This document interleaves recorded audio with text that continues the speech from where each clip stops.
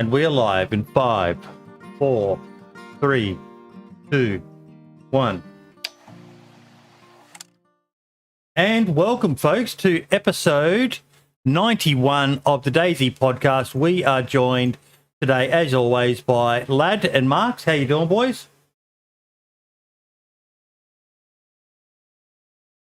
We're just waiting on Archie to turn up. He's running a bit late, but we don't need him. We've got another American legend here, the one, the only, Mr. KD Wolf. How you doing, buddy?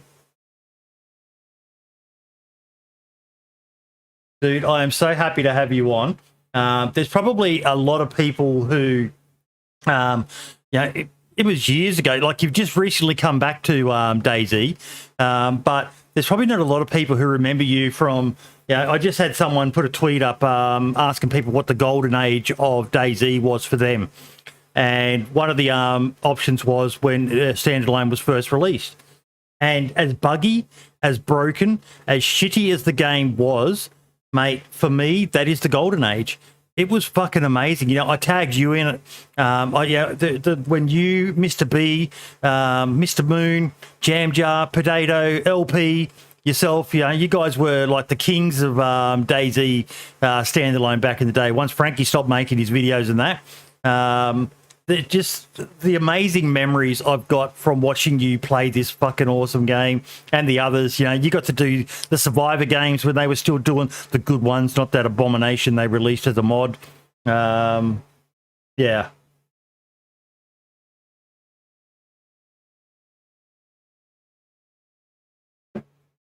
Yes. Yes.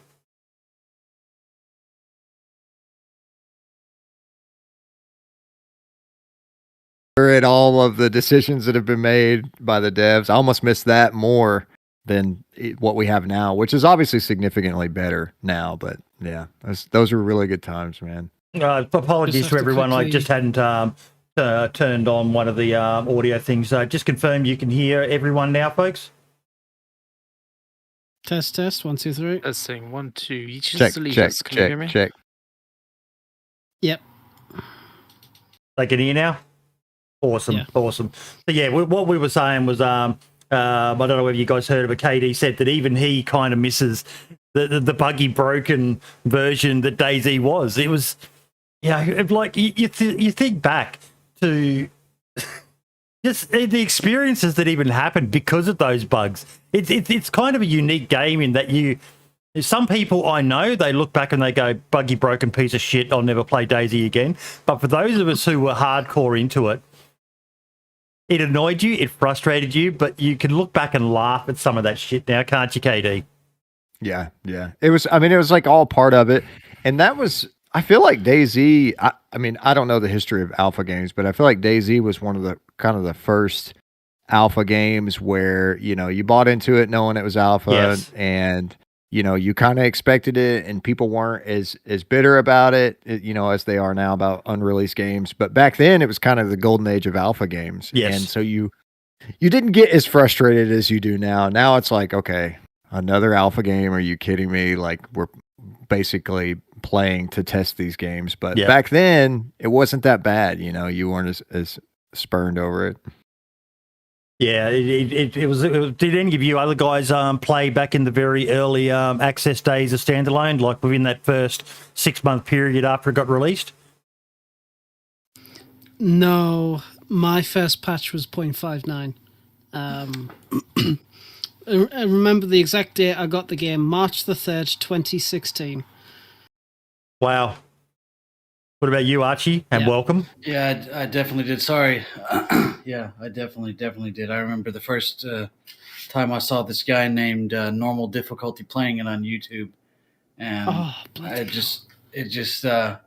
it was almost like it gave me a feeling of nostalgia for something I've never experienced. But I kind of blame that on the Operation Flashpoint days. Yes. Maybe. Operation Flashpoint. Like I never got to play the PC version of it because I was a console gamer back then. And then when I know it wasn't the Bohemia one, but when Operation Flashpoint got released on Xbox, I remember picking that game up and just going, "What the fuck is this? People are actually making realistic games."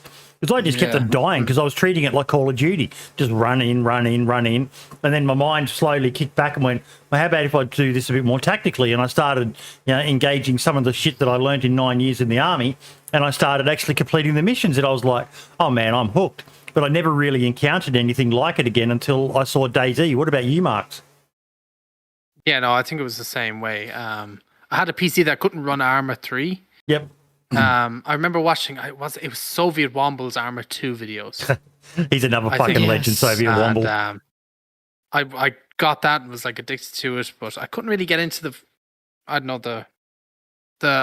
kind of came into it at the very kind of end when it was just dying out. I have my purchase date for DayZ here, October 27th, 2014. Yep. I still remember the exact spot where I spawned in. You know that gas station that's just outside of Electro? Yeah. As you're running towards Cherners or Chernogorsk, it was there, spawned in right there. And yeah, for years I was scared shitless of ever running into anybody. So I didn't really man up until like a couple of years ago. But my first spawn point too was that Kami Wobo or whatever, way down there where, by Prison Island. There was a railroad station you used to could spawn there. But you mentioned Kami Wobo. It just reminds me of so much. KD, you'd probably remember it as well. I think Jam Jar used to call it Douche Rocks. Douche Rocks, yeah. Douche Rocks, yeah. And the guys that always sit on there, and he took it personally. Oh, Jam Jar did. He fucking hated people who camped Douche Rocks and sniped the fucking freshies. Oh, mate. Oh, dude, it drove him nuts, man. I remember we would get geared and then go back south after getting geared just to fight the people who were camping and killing freshies on Douche Rock because it was so frustrating, man. We had a lot of battles there, a whole lot of battles there. Mate, it's one of the things that surprised me is that there's never been really a return to the meta of Electro and Cherno used to be kings for fucking PvP. The whole meta of the game back then was you start on the coast, you go inland, you get the good gear, then you come back to the coast to fight, and triple yellow on blue square in Cherno. The big sniper battles, people to get up in the apartments on the hill and be sniping down, and then the hills around Electro. Like there's that famous screenshot that DayZ uses of the person sitting down overlooking Electro. We've just never seen a return to it. Occasionally, I think, but it was huge, wasn't it, Archie? I was going to say, I think it's, it's because they nerfed Balota and then they made it where you didn't spawn on the coast anymore. And, there's a lot of things that kind of played into that. They also nerfed Cherno. I mean, there used to be those military, I guess not really nerfed it. They kind of, brought some more tents back in. But yeah, definitely, they changed the landscape, which, people had to adjust and adapt to that for sure. We keep it saying, Katie Wolf, if someone recreates the OG DayZ standalone map from, with the Northeast Airfield, old Cherno, old Electro, there'd be a lot of people who'd be interested in playing that, just for that vibe. Yeah. I think there'd be people who would play it purely for nostalgic purposes. Yeah. And then there would be people who would want to experience that never got to originally. Because now... the modding is great. I think the modding has literally kept the game alive. I don't think it's no offense to the developers at all, but I think modding is what's keeping it going on. But to be able to go back and experience that stuff for the people who did experience it back then would be amazing. And then to show, you're going to have a ton of people that would be like, hey, let me show you how things used to look and where we used to run all the time when the map was original and fresh. Yep. Yeah, it's absolutely amazing, but we can't deny that what they've done now, and in particular, as you say, the modders. I've probably upset a lot of people, but I've always said that the modders and even the map makers, the people who are creating these amazing new maps now, they're the true heroes that kept this game alive. Content creators can only do so much with what we had, but if it wasn't for all these amazing changes that we've had, then we wouldn't have anywhere near the experience that we can have these days. Well, that's it. It's like, especially these days, you have more of the developers who's more forthcoming with information. The modding tools that we have access to is just a lot better these days. And it's fantastic. You know, we are able to do so many different things, so many different ideas. I mean, we briefly talked about when it's Shannara's just before the stream started. And, you know, we've all played, you know, Deer Isle, we've all played like Iztech and stuff like that. You know, we've played really, really good maps, and there's people who's put blood, sweat and tears into it. And the reason I do modding is because I'm fucking bored and I've got nothing else to do. So it's called www.pornhub.com. No, stop. Talk about that at the end. Oh, you'll get the end. It's called a happy ending. Yes. No, but modding has definitely saved the game from you know, complete and utter like death back in 2018. And you know, on the podcast here, you know, we do a lot. We do sing the praises of the devs and modders as well. But you know, both devs and modders can have their fair criticisms. You know, a couple of the updates, especially in the past couple of years, are a bit naff. You know, I always still hear comments about that fucking broom. It's like, okay. But overall, the game's in a much, much better state. Yeah, I definitely still miss the old version, though. I still wish I could play 0.59 again, just to hear that old ambient sounds and stuff like that. Even now, I still when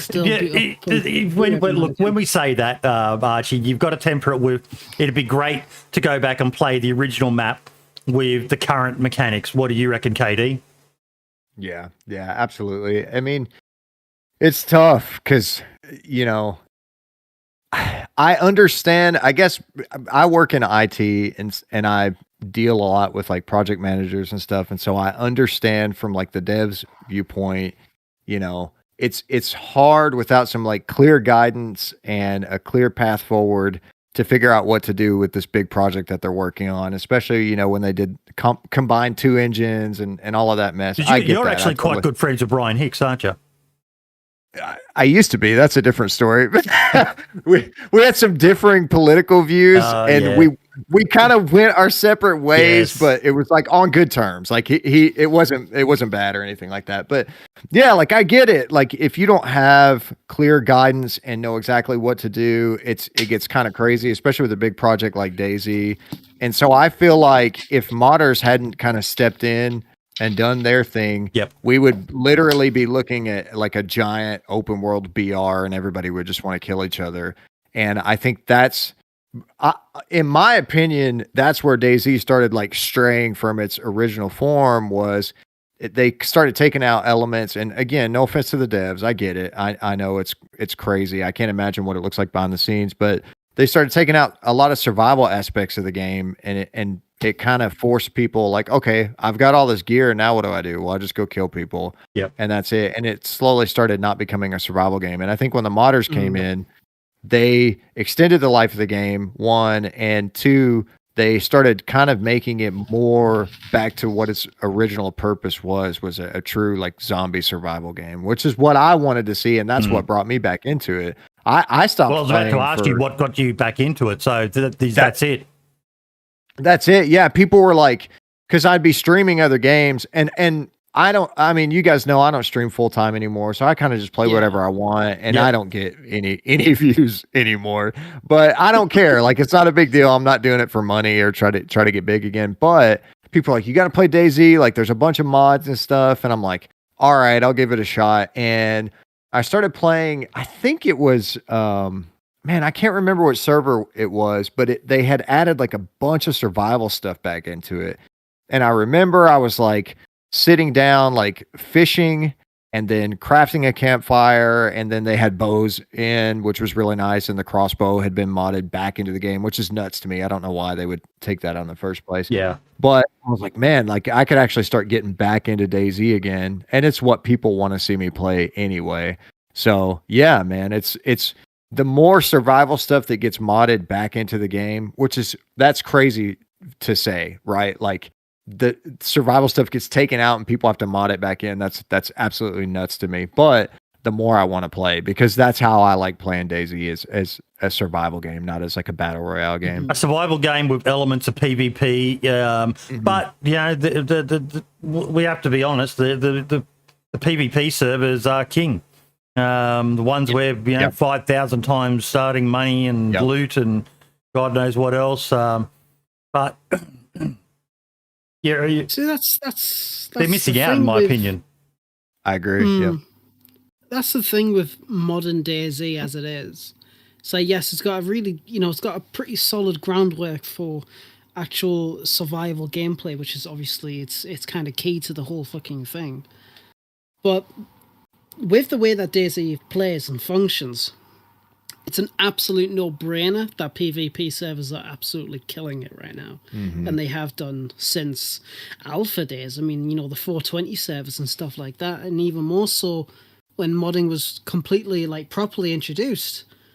It's an absolute no-brainer, and now all the servers are trying all sorts of unique things to compete with each other, especially with the keycard mods and stuff like that, and vault mods and God knows what. And it's really cool. Personally speaking, I don't like these PvP servers. They're not my kind of thing, but I absolutely love the content that these servers have, especially if it's unique to that particular server.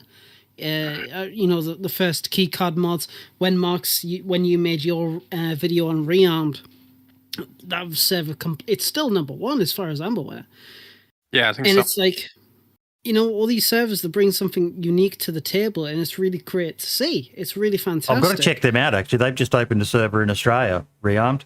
Yes, they did, yeah.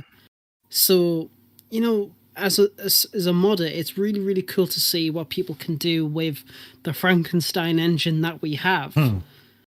And it's, that's just kind of the creative side of me. It's I'd love to know how these guys are actually able to do this. It's earlier on, and if Domgraz here, I'm going to quickly check if he is here. He's not, damn. But it's for the past 2 years, I've been on and off developing the Flashlight mod pack. I was going on about it in the podcast Discord earlier on. And I've spent the last year or two or something like that to try and get this particular thing to work. And after so fucking long, I managed to get it to work. And it's such a small thing. In the grand scheme of things, it's pointless. But it's so freaking cool just to see what you can do with what you can get a hold of. And then you got, mods like the DayZ editor, which apparently is starting to become quite unpopular now on people on Twitter. Oh. We're talking about that later. Yeah. But DayZ, like I said before, it's in the best state it could ever be, both with community and modding. And I really can't wait to see what 2022 brings to the table. I think it's going to be really, really good, exciting, yeah. Definitely. So I want to talk more about the back in the day with you, KD, and mate. I know probably more than half the player base now don't get to realise, but you got to play with some absolute fucking legends back then, man. And I just remember, I said it before. No, he's smoking a cigar, not a blunt. Archie loves his cigars. No drugs for me, thanks. But yeah, so I was talking about just that golden age, and I remember sitting there watching the videos and the streams with Moon and Blackout and Jam Jar, and it pretty much seemed you, LP, and Potato were just these three fucking crazy motherfuckers who just somehow always seem to be around doing some of the craziest shit on those guys' streams, man. It must have been such a fucking honor to play with all of those guys. It was insane. I remember, so when I first started doing DayZ content, I was doing it on YouTube. I hadn't done it on Twitch, and I saw Jam's videos, and I messaged him, and neither one of us were super popular or whatever at the time. He was definitely more popular than I was. But he had already been playing with Blackout for a while, and I was just like, hey, I think I could, come roll with you guys. And dude, he said yes, and I was so nervous. And I told my wife, I was like, I'm playing with this big DayZ YouTuber. It's like I'm so nervous, I'm stressed, I'm like sweating, dude, while I'm playing with them. And we just, I guess they loved me because I was like this redneck from America or whatever, and they just thought that was hilarious. And yeah, man, and we kind of hit it off, and it took off. So you were to them what Archie is to us.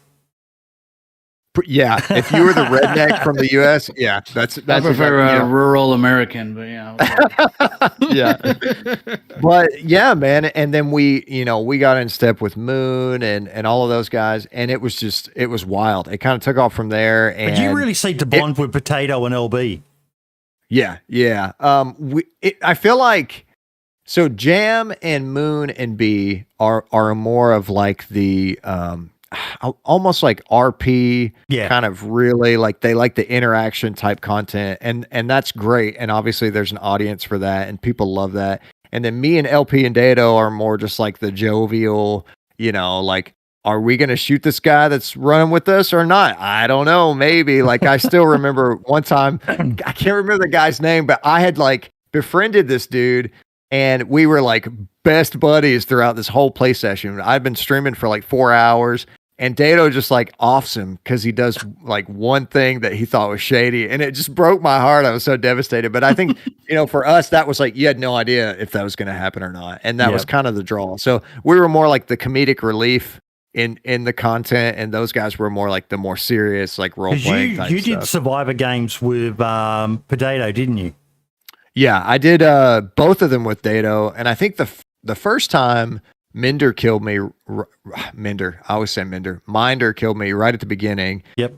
With a longhorn, and then the second one, I forget who killed me. To put this in perspective, from memory, Minder got in not because he was big, but because he won the lesser known People of DayZ playoff battle. Was that was it? I think that's the case. If I'm wrong, I apologize, but I'm pretty sure that's how small Minder was back in those days. That he had to go that was into. Huge. Yeah, he's fucking massive.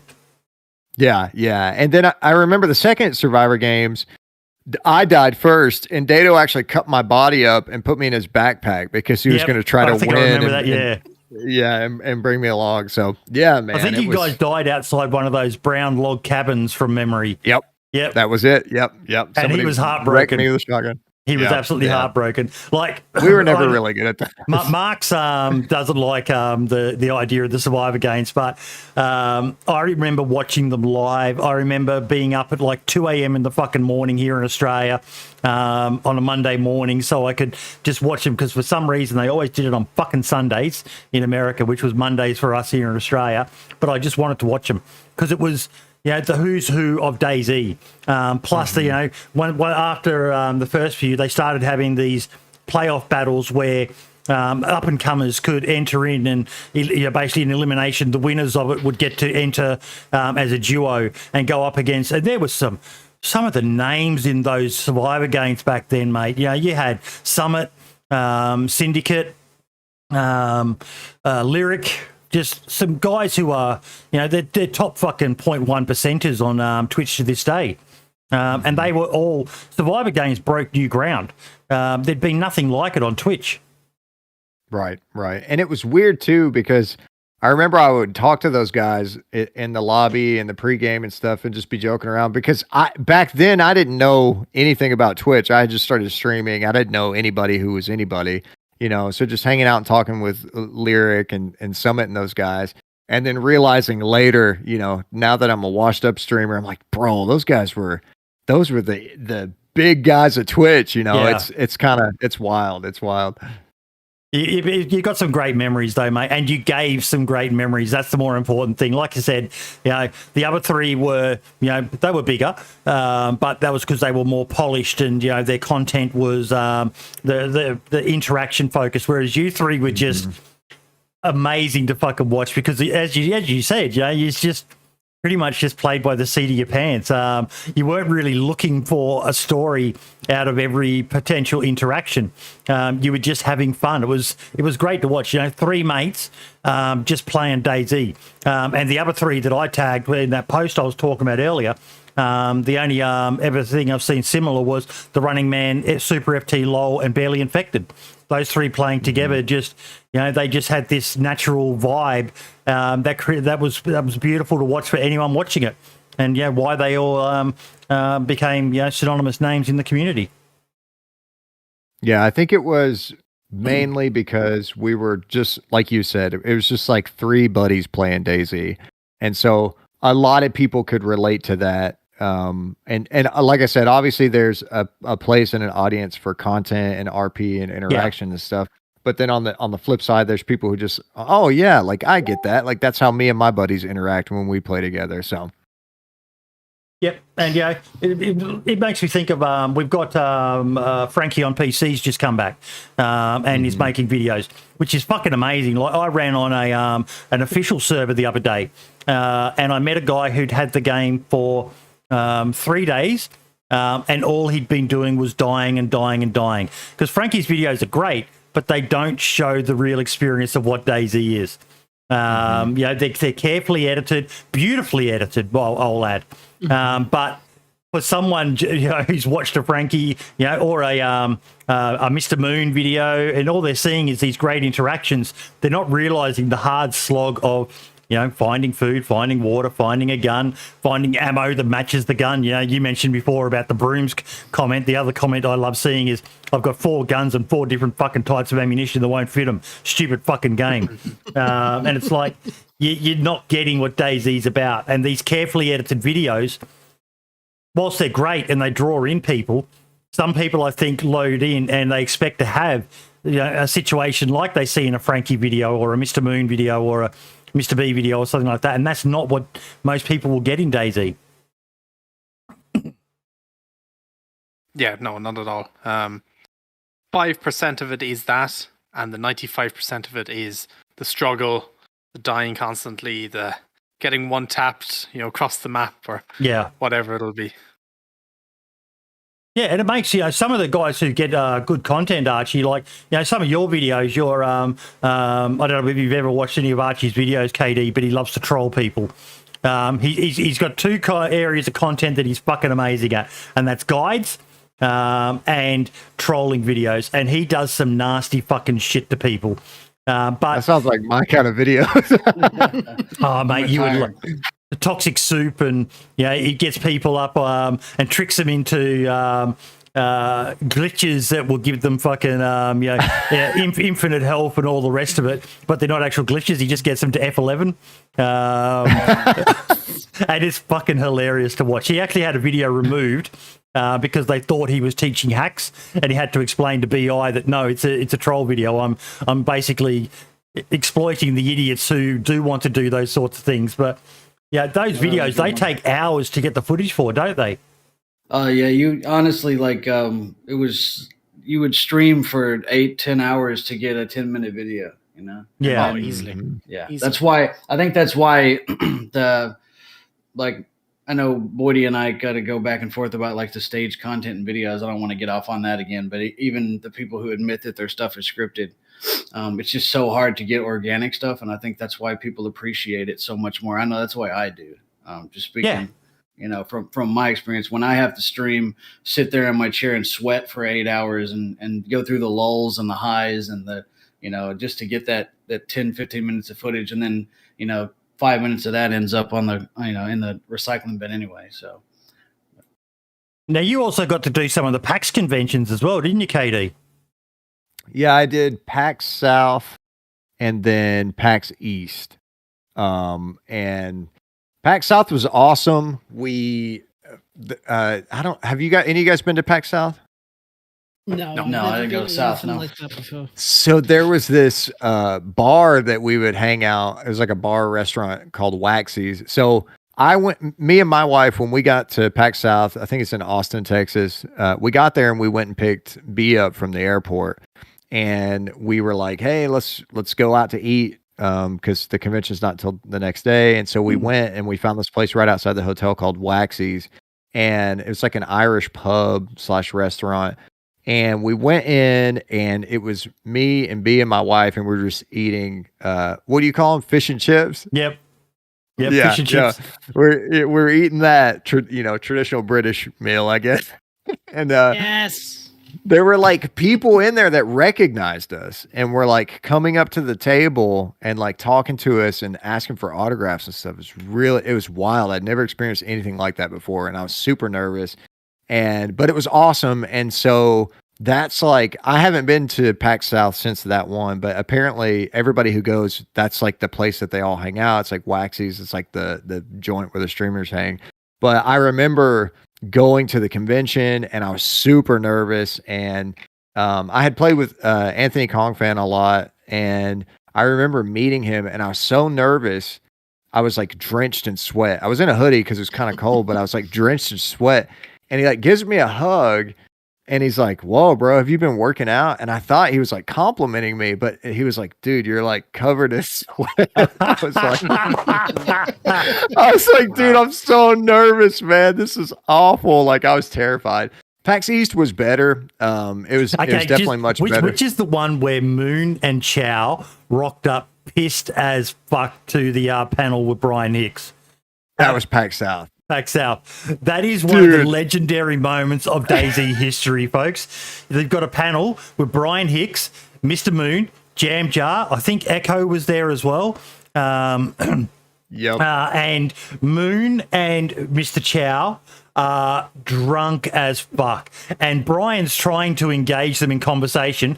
Moon, to his credit, wasn't too bad, but Ciao was just, you could tell he did not fucking want to be there.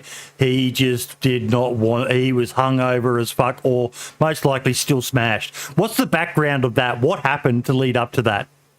So I think it all went down. Okay, there was I'm gonna have to remember. It was a Twitch party, but the night before, and everybody went to that. And the Twitch party was kind of lame, and so I think everybody ended up going to Waxy's.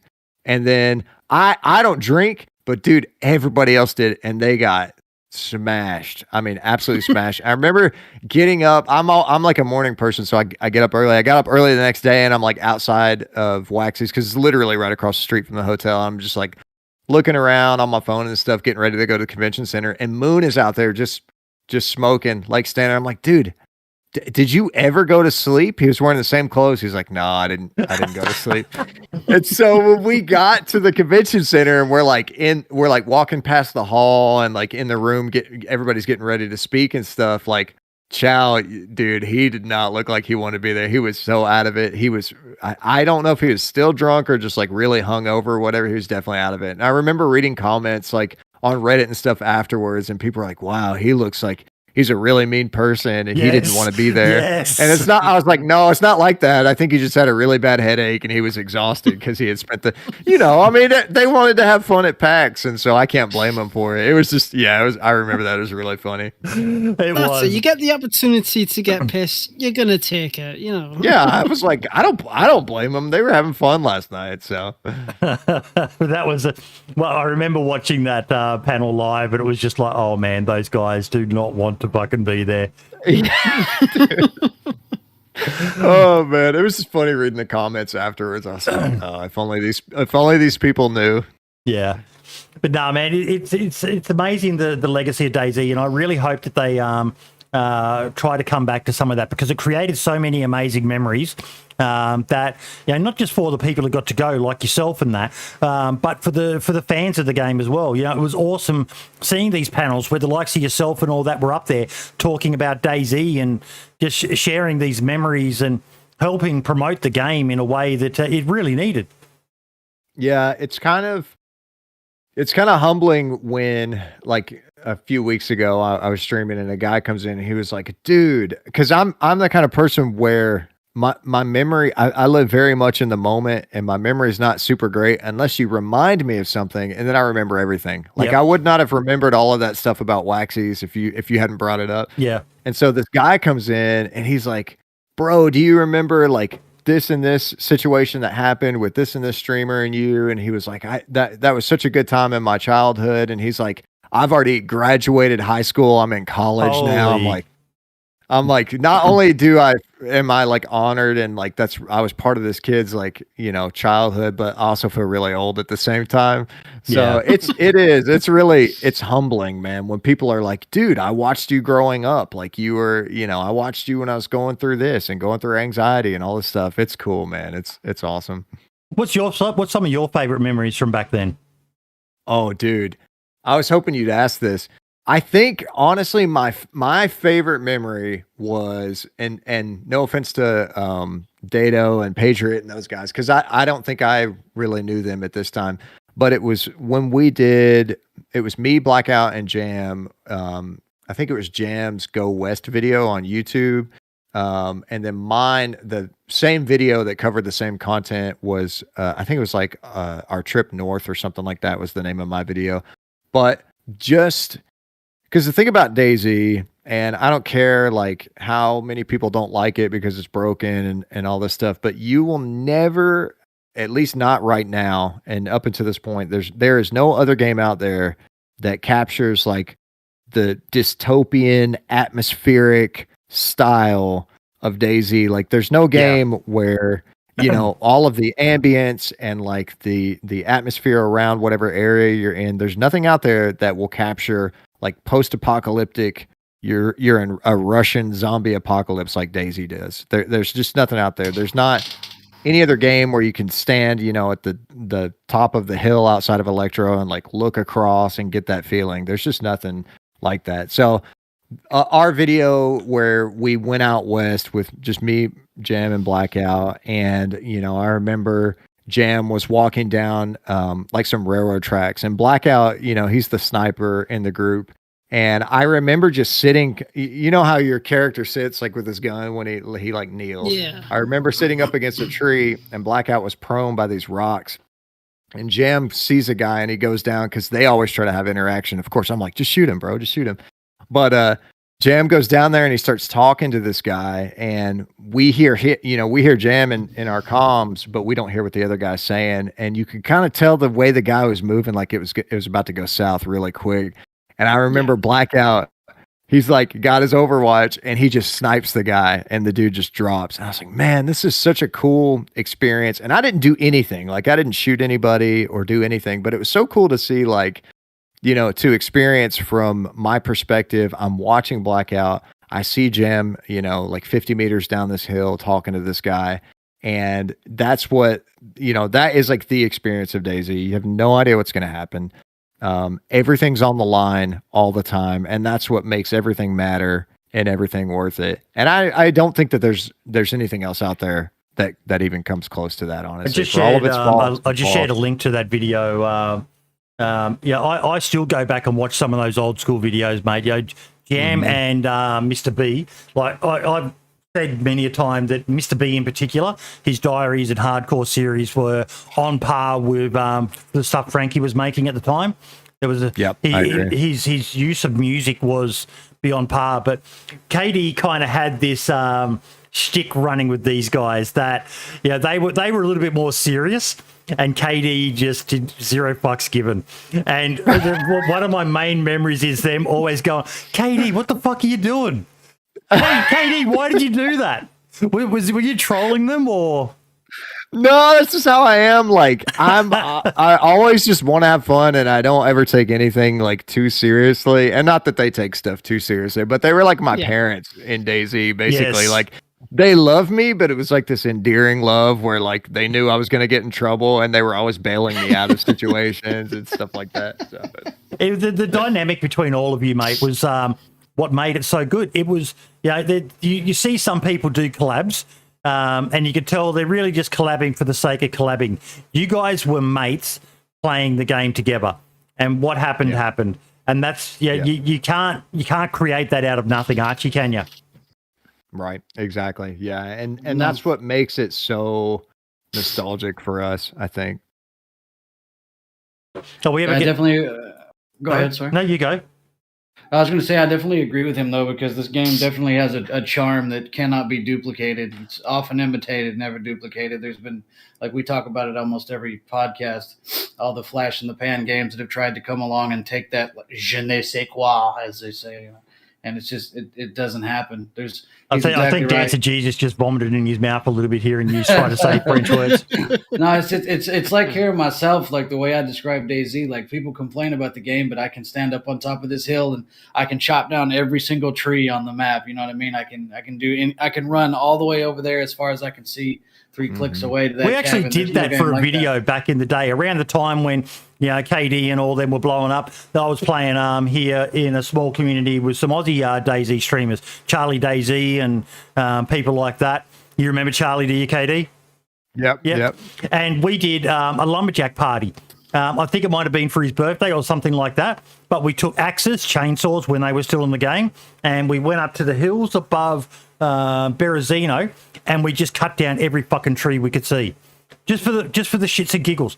There was we had like 20 or 30 people, and we just ran along. And like you said, Archie, that was what we did, and it made for a fucking great video as well. Because we did a time lapse. We had one person up on the fire station in Berezino just watching all of these trees getting chopped down. There were blokes, with the sharpening stones, keeping the tools all repaired and all the rest of it. And that was just, what other game would make you want to do something as stupid as that? Literally nothing. There's not one. And then there's just always a blank slate every day when you press play, Yep. It's just a fresh start every time. Yep. Run, die, retry, do a little better every time. That's why I just don't even get upset when I do, lose a character or whatever. And even most of the time when you have a plan, 50% of the time that plan's never going to go the way you want it to. No. You'll run into somebody, something will happen, and you have to change your course plan. And so you're always getting into new situations and stuff. That's great. Yep. Some people do struggle with that. It was something I had to learn was just because something didn't go your way doesn't mean it didn't make an amazing experience for someone else. And it can be a tough pill to swallow when you get shot, by basically KOS'd. And there's some KOS douchebags. We talk about douche rocks. But you just never know the full story. Because someone might have been tracking someone, and you just happened to be in the wrong place at the wrong time and just ended up getting one-shotted. I'll give you an example that happened to me yesterday. I'm not going to go into detail about what happened because I have a video on it coming out soon. But I got a message saying our base was being raided. An ally of ours was passing through our town and saw that our base was being raided. There was between 6 and 8 people trying to raid our base, and there was 2 of us trying to defend. We were defending them off all good and everything like that, and then guns. We started killing a load of them. The gunshots started to slow down, and then we could hear snipers in the distance shooting towards our base, and we were wondering what was going on. And so we didn't dare push out in case we didn't know what these snipers were or who they were. Yeah. And it kept firing, and then about 5, maybe 10, 15 minutes later, they come outside the door and they're like, hey, we killed the rest of these boys that were raiding your base from, however far away on top of this hill or whatever. I came in and it turns out the 2 people that were killing them were 2 complete random Irish strangers that were also playing on the exact same server at the exact same time we were there. And it was just totally unexpected, out of the blue. And the friendships you can form from this game as well, KD. It's an amazing game. These strangers you meet, whether it be you reach out to someone via a message like you did or just people. Have you made any lifelong friendship in the game? Oh, absolutely. I mean, other than the streamer folks that I play with, or just like random people in game. Other random people in that who you're still friends with to this day. Yeah, absolutely. One of my buddies, Nick, we started a podcast together a long time ago before I did YouTube or anything like that. But I met him and we played DayZ together, and I'd never met him in person or anything like that. And that was actually, it's funny. He's kind of like a big YouTuber now. He's Kugo the Mighty. But my first experience with DayZ was with this guy. And I remember, I cannot remember the exact location, but there was a barn I went into and I was playing on my laptop. It was like the middle of the night. I was in bed, laying in bed next to my wife, and I had my laptop open and I'm playing, and I pick up a shotgun, and it was the first time I had experienced a game where everything was open world PvP, and I just blasted this guy, and he's like, okay, now you got to loot his stuff. I'm like, really? You could do that? And he's like, yeah, it's like, you could do whatever you want. I was like, oh, and this concept, like my brain opened up. I'm like, dude, this is nuts, and of course we're still friends to this day. But yeah, like that was my first experience with DayZ, and I had been hooked ever since then. I mentioned before about that guy I ran into who had the game for like 3 days. So I taught him a few basics, and I had a really bad run, and I ended up getting a wound infection. And he literally still had no clue about the game, but I taught him, about fruit spawning under trees and chickens, and how you could harvest the parts and make a fishing rod, and I showed him all of this stuff. And then we went into this house, and I had the wound infection then, and I was making the grunting noise, and we'd already been to the medical centre, and I was just like, I can't be fucked. So he went up a set of stairs, that house with the little attic above it where the stairs go up into it, and he was at the top, and I went to the bottom of the stairs, so I blocked him from coming down, and then I F11'd in front of him. And he's sitting there looking at me, and he's going, like, what are you doing? Is this some sort of weird ritual?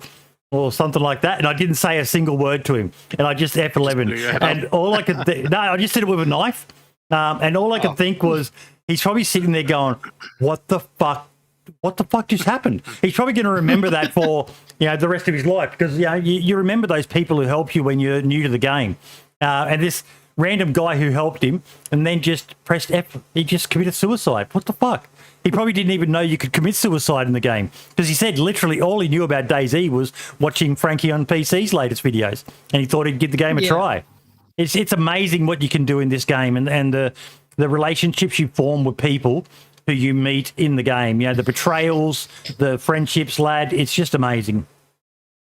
Yeah, it absolutely is. I've met some really good friends along the way. I've joined some really, really interesting communities before, getting involved in modding. And DayZ, like, we were talking about before, no other game has even come close to being that actual DayZ killer, because what DayZ offers, you, as Archie said, you can't duplicate it. You just absolutely cannot. And that goes for both like the atmosphere and the vibe of the game, but also the connections that you make with other people. Like, what other kind of game can you, right now, literally, you spawn in Electro, you hear a bunch of bloody gunshots going around, it's like, right, okay, what's fucking going on? You run into the town trying to get some food, and then you see, like, an absolute spurg rush of people just, like, trying to get this one guy who's, like, camping in, like, the hospital or something like that with an AK. And it's like... And then you meet people along the way and you make some really, really good memories, and like, I can't think of any game that actually lets you do that at all. Who's going to get emotional over there? You're right, though. Yeah, he's right. Like, I would say 50% of the people in my Discord are people I met in DayZ that I didn't have gasoline to feed them that day, so I ended up being friends. You are spared for now. You just made me think of something then, Archie. There is... one of the disappointing changes they made was that you can't force feed. What was it again? Alcohol tincture. Yeah, alcohol tincture and disinfectant to people anymore. That was almost like a bit of a ritual back in the day, wasn't it, KD? Yeah. Oh, you're new to the game, are you? Yep. Here's something to drink, or let me give you this, and then you'd poison them, or even doing it to your buddies is fun too. Maybe they took that out because they're going to add in some new way of force feeding people. I mean, that would be interesting. Conspiracy time. Get your tinfoil hats. Yeah. Oh God, no! Please don't. But no, it's DayZ. It's like it's really good, because one day you can just be like you can't just be a hero. You can try and help everybody as much as you can. Try and keep safe. And the next minute, you're an absolute arsehole who'll just eat anybody and everybody. It just depends on your mood. Yeah, exactly. And it's like, it's brilliant. Like, I've got a friend group who we used to absolutely bash the living hell out of DayZ, like last year, the year before. And it would be like every single night or every other night, it would be like, right, okay, let's find a server, let's go in.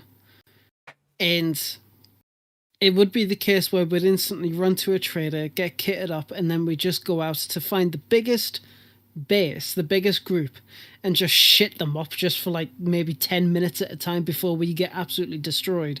And we just go back to the trader and just do whatever. And it was stuff like that. It was like, it's funny. It's great. And it's it's something I really like looking back on. So DayZ is just, man, it's a good fucking game. Get him a tissue. Really. I mean, There's no other game. If my eyes do water, I'm genuinely, absolutely shattered. My eyes are burning right now. So yeah. There's no other game Jesus. either that really gets your heart pumping like DayZ, because everything matters, no matter what. All the time, everything matters. There's no, unless it's a modded server and there's a safe zone, anywhere else. True.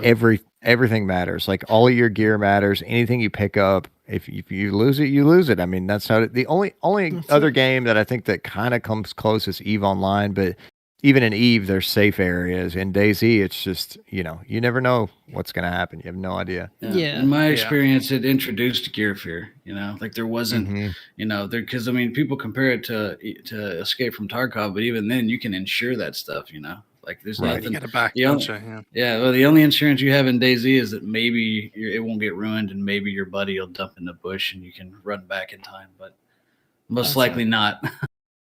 Yeah, I think too. Games... Go on. Go ahead. No, you're good. Go ahead. That's the thing with like a lot of games that tout themselves to be like DayZ killer. They take the DayZ formula and then they change it into something that's just not recognizable at all. It's like people saying at one point that Rust was a DayZ killer, and Rust is a completely separate being altogether from it. And this new game that's going to be coming out maybe day before. Yeah, fucking the scam before. Well, that's just all. People are always going to try to capitalize on that gap in the market, that hole that. It's not going to happen. I'll be the first one to admit it if it does, but there's been so. Okay, so basically, what you're all saying is that everyone who tries to imitate DayZ will fail.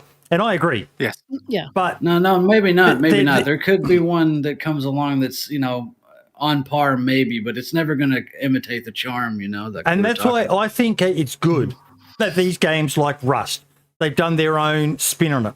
Scum, it's done its own spin on it. They're not trying. Sometimes they say, like Thomas Love behind Scum.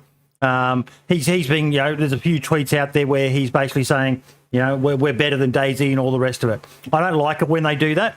I don't like people doing the whole my dick's bigger than yours thing. But Scum is still an amazing game. I don't know how many of you have tried it. I enjoy it. I haven't played it in a while. There was that patch there where I was playing it quite regularly, streaming it quite regularly. But it's different. And that's one of the things I like about it is, despite what they say, the game isn't DayZ. It's a MMORPG version. You've got skill attributes and skills that make you shoot better or that make you hard at the spot. Whereas DayZ is just a level playing base. The only difference is your skill as a player and potentially your internet connection, the power of your computer might give you a slight advantage over someone else. Other than that, RNG. Yeah, RNG sometimes. Yeah. Other than that, everything's a level playing field. When you think of it nowadays, like all games have skill-based matchmaking in them.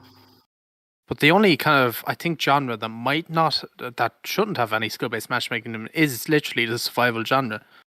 Yeah. So like when you go into like a DayZ server, they're not putting you up against people your same skill level. You could go into people that are 20 times better than you, or you could go into people that have just picked up the game.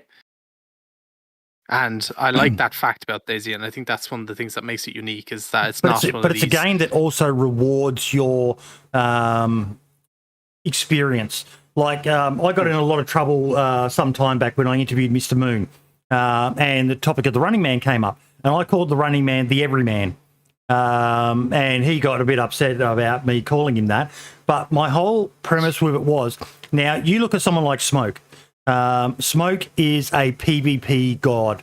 The guy could probably play fucking esports level in some of those games. Toprek's the same. Toprek is just a phenomenal PvPer. The Running Man, when you watch him back in the day, he wasn't a phenomenal PvPer. He was decent. He was good. But he's so damn good at the game because he's persisted with the game. He's gotten better. He's got the experience. He's got the skills. And DayZ allows people like that to rise up and be able to hold their own. You know, it's not just a game where it's about how good your mechanical PvP skills are. You look at another guy I mentioned earlier, Super FT LOL, one of the best flankers in the business. The guy has an emote, the FT flank. He's killed so many people by outsmarting them. And that's the beauty of a game like DayZ. It's not just purely mechanical. It comes down to your map knowledge. Like you'd remember watching Deadly Slob back in the day, Katie Wolf. Him and Ace's Fury, they had a call out for every single blade of fucking grass on the map. I would listen to him talking, and he's over by Saddleback, and I'm like, what the fuck is Saddleback? But those two played so well together, they just instinctively knew the call-out locations for... To me, that's going a bit too militaristic and hardcore. Sacriel was another one. Sacriel back in the day was a very militant player. But DayZ's... no matter how good you are mechanically, you can still die to the biggest fucking noob if you don't pay attention. Yeah. It's one of the reasons why I shout out, I don't know whether you've heard of him, Katie Wolf, Vigilante Gamer. Done a lot of tactics videos of DayZ, and he really gets into the psychology of, how to approach dangerous areas. And it's not a game where you can just charge in and go all guns blazing. You can if you want to, but you're going to die a lot. DayZ's more of a cautious game. Yeah, your freaks of nature like Smoke and Toprek will generally always come out on top because they're just so fucking insanely godlike with their PvP skills, but you can still, like Jon was saying in chat, there's a massive psychology element to DayZ that a lot of people forget about. The nerves, the shakes. I still get them. And knowledge is power too. Like you're saying, some people, you got to know which windows of which house you can jump through. You got to know, like if you go into Brig or whatever they call it, prison camo, everybody has a different call out for it. You can jump out the window in the office underneath the stairs. A lot of people don't know that.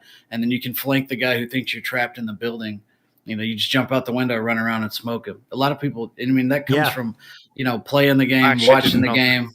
Like there's all sorts of little parkour things, there's stuff like that, little strategies. You're right. That's another dynamic of the game in itself. But people who've got good gun sense, who've got good hunting backgrounds and things like that. Like I still remember that video. I think it was South Suite, or was it? We showcased a video last year where someone had a clip, one of those shorts on YouTube, and it was okay. So if he's down there, then the shot most likely South Suite, and the shot most likely came from behind, turns around, and there's the guy right behind him. And that comes down to experience, map knowledge. Just basic understandings of where would I be if I took that shot, if I was going to shoot a person. And you can't get that instinctively playing this game, can you, KD? That comes from years of experience. Yeah, I remember a few weeks ago when I just started getting back into playing DayZ, and I had not played in like a year and a half. And it was weird. I was playing Trinaris, and people were asking me in chat, they're like, how do you know where you are? Like I was in the middle of the map just running a direction. I was like, man, I don't even know. Like I just remember it from spending hours, over 3,000 hours running around for 8 hours a day, because I literally played DayZ for a living for a while. You know the map as well as you know your hometown. Yeah, because you can be the best mechanical skill player in the world, but if I can take a flank route and get right behind you, there's nothing you can do if I shoot you in the back of the head. So you're absolutely right. It's a level playing field, and the more you play, the better you're going to get at it, and the more you're going to learn the map and have map knowledge and know like what bushes you can hide in, and how far away they render. I was just thinking that. I died to that just yesterday. A couple of days ago, playing Winter Churnerus.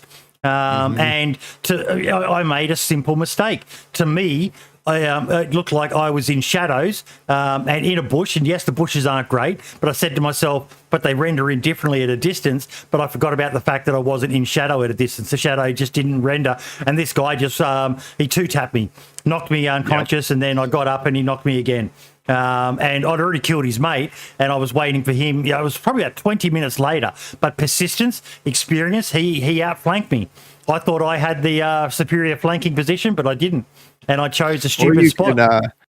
You could be like me and come back after a year off of playing DayZ and not realize you can tie yourself up with rope and knock two fully geared guys at Northeast Airfield, and then try to tie one up while they're unconscious and tie yourself up, and then one wakes up and just kills you. Yeah, that's But you would have laughed your ass off. You would have laughed your ass off. Bro, that was so brutal, man. Oh man. That's hilarious. Yeah, I love it. I hope that's on your YouTube channel. It is. Yeah, I put it on Reddit too, and people are like, wow, what an idiot. But that's one of the things I love about you, mate. You don't take yourself seriously. There's a lot of people who, they'll only upload the stuff that makes them look good. I'm sorry, but DayZ is one of those games where but one of the things they love doing in my chat, mate, is scaring the shit out of me. For a guy with 9 years experience, I served in Somalia, you'd think I would have better nerves. This game absolutely, literally makes me poop myself at times. And I've got alerts set up so that they can try and scare me. But, that's part of the beauty of this game. It brings out emotions in... It's why I don't enjoy watching a lot of the really great PvPers, because... there's no emotion left in it. I get a kill in this game. I am I am hyped. I am fucking jumping up and down. And it's even the same with other games like PUBG and that. Watching the pros play when they win a chicken dinner. Yeah, you watch someone like Shroud when he was playing it. There was no emotion. It was just, I won again. Whereas tier gaming. Whereas when you watch the more average people, I love that emotion. And this game, I'm just picturing in my mind, I haven't watched that video yet, but your reaction when you tied yourself up.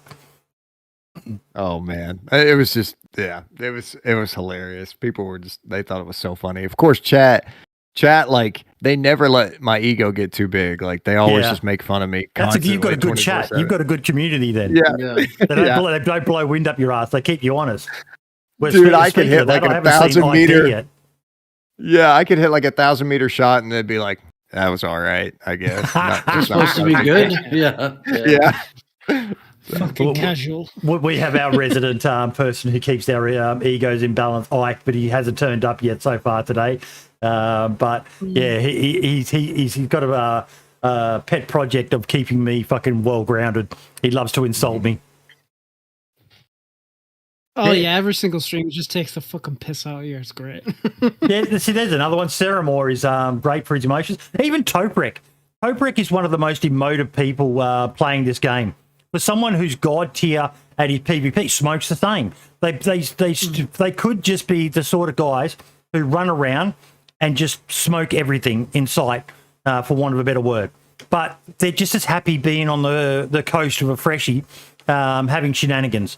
Toprek does these videos where one of his most memorable ones I've ever seen is where he hides in the garbage pile with a crossbow when they were still back in the game. Yeah, that's a good video, isn't it, Archie? The high school over in Severograd, right? And he's laughing his ass off. Even he put on the silver bomber so he looked like a fucking trash bag. Yeah, that was, and he could just run because that was when that little church chapel thing was behind the high school that had the unlimited bolts for the crossbow. Yeah. That's nostalgia right there. I will say though, like the thing about PvP, like sometimes like I forget how many hours I've got in the game, and I'll think I'll forget that I'm really decent at PvP just because I don't really PvP anymore. I'd rather just mess with people. It's more fun to just like psychologically attack this guy as opposed to running in there with a double barrel. I don't know. That's again more dynamics to the game, but I've noticed Toprek and a lot of the other guys. It seems like they're getting bored with the run and gun. And now they're starting to troll, which I love seeing. And we talked about dynamics before. You Toprek and Minder and the boys. Wicked and the rest of them, they've got another great dynamic. That's a bunch of mates who are playing together. I have to ask though, KD, has your style of play changed since you've come back from what you were back in the day with the boys?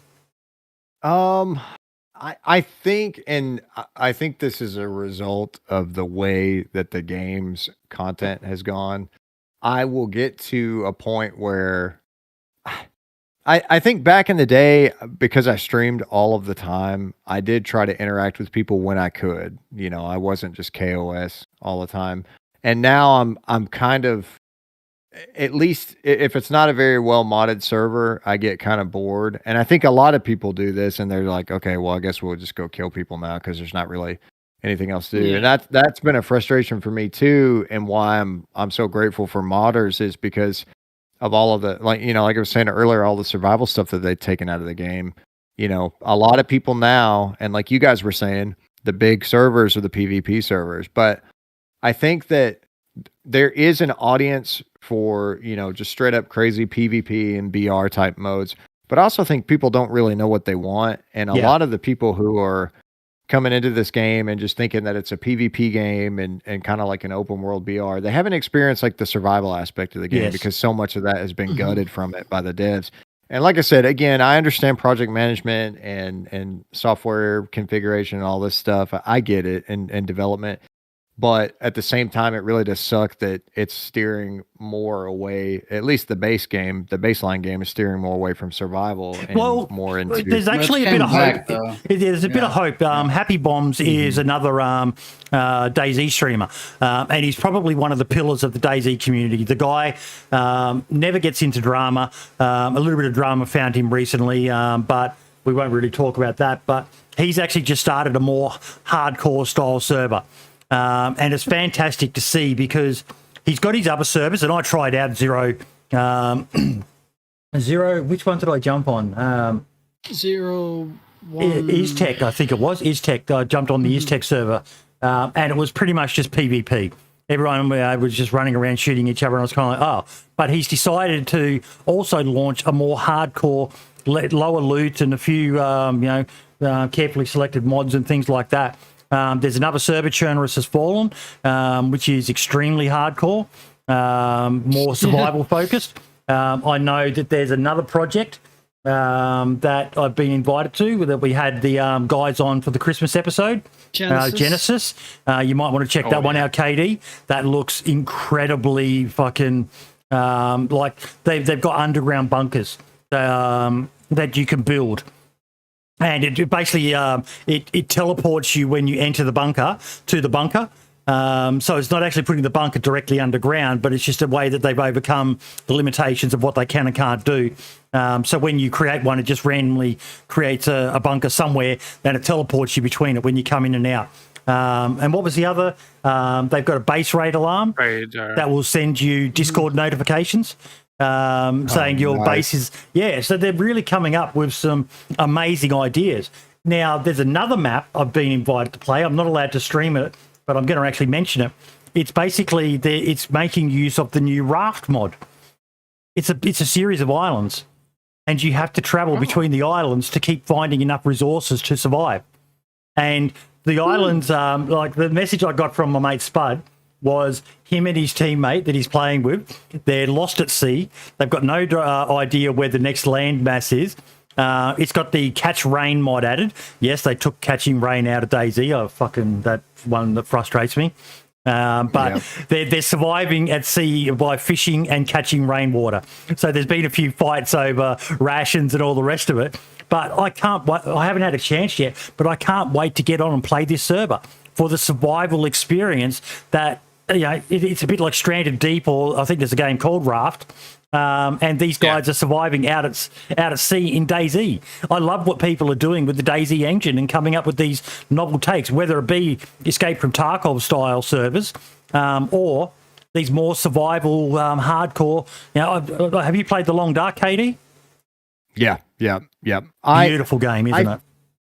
I love it. Yeah, it's a fantastic game. And I think, to your point, I think that people don't really know what they want. And if you can give them that survival experience, especially the people who are just like all hardcore PvPers, I feel like they'd be more addicted to the survival experience than they would the PvP experience. Most of them. And that would keep them coming back, because I know when I jump on a server and there's just guns everywhere and loot everywhere, I'm bored in like 30 minutes. Yeah. And I'm ready to just stop playing DayZ. So I think that if we can get back to that, I think that DayZ would be around for for a lot longer than just. It's a hard thing to do though, to create a good survival server. I tried it and I failed with my Dean's Bean server. It never took off because creating the right balance of hardcore is the challenge. You can go. Right. I went, for want of a better word, I went autistic with it, and it wasn't fun for a lot of people. Some people enjoyed it, but it was only a handful. Combine that with the fact it was based in Australia, it was never going to succeed. So you've really got to be careful.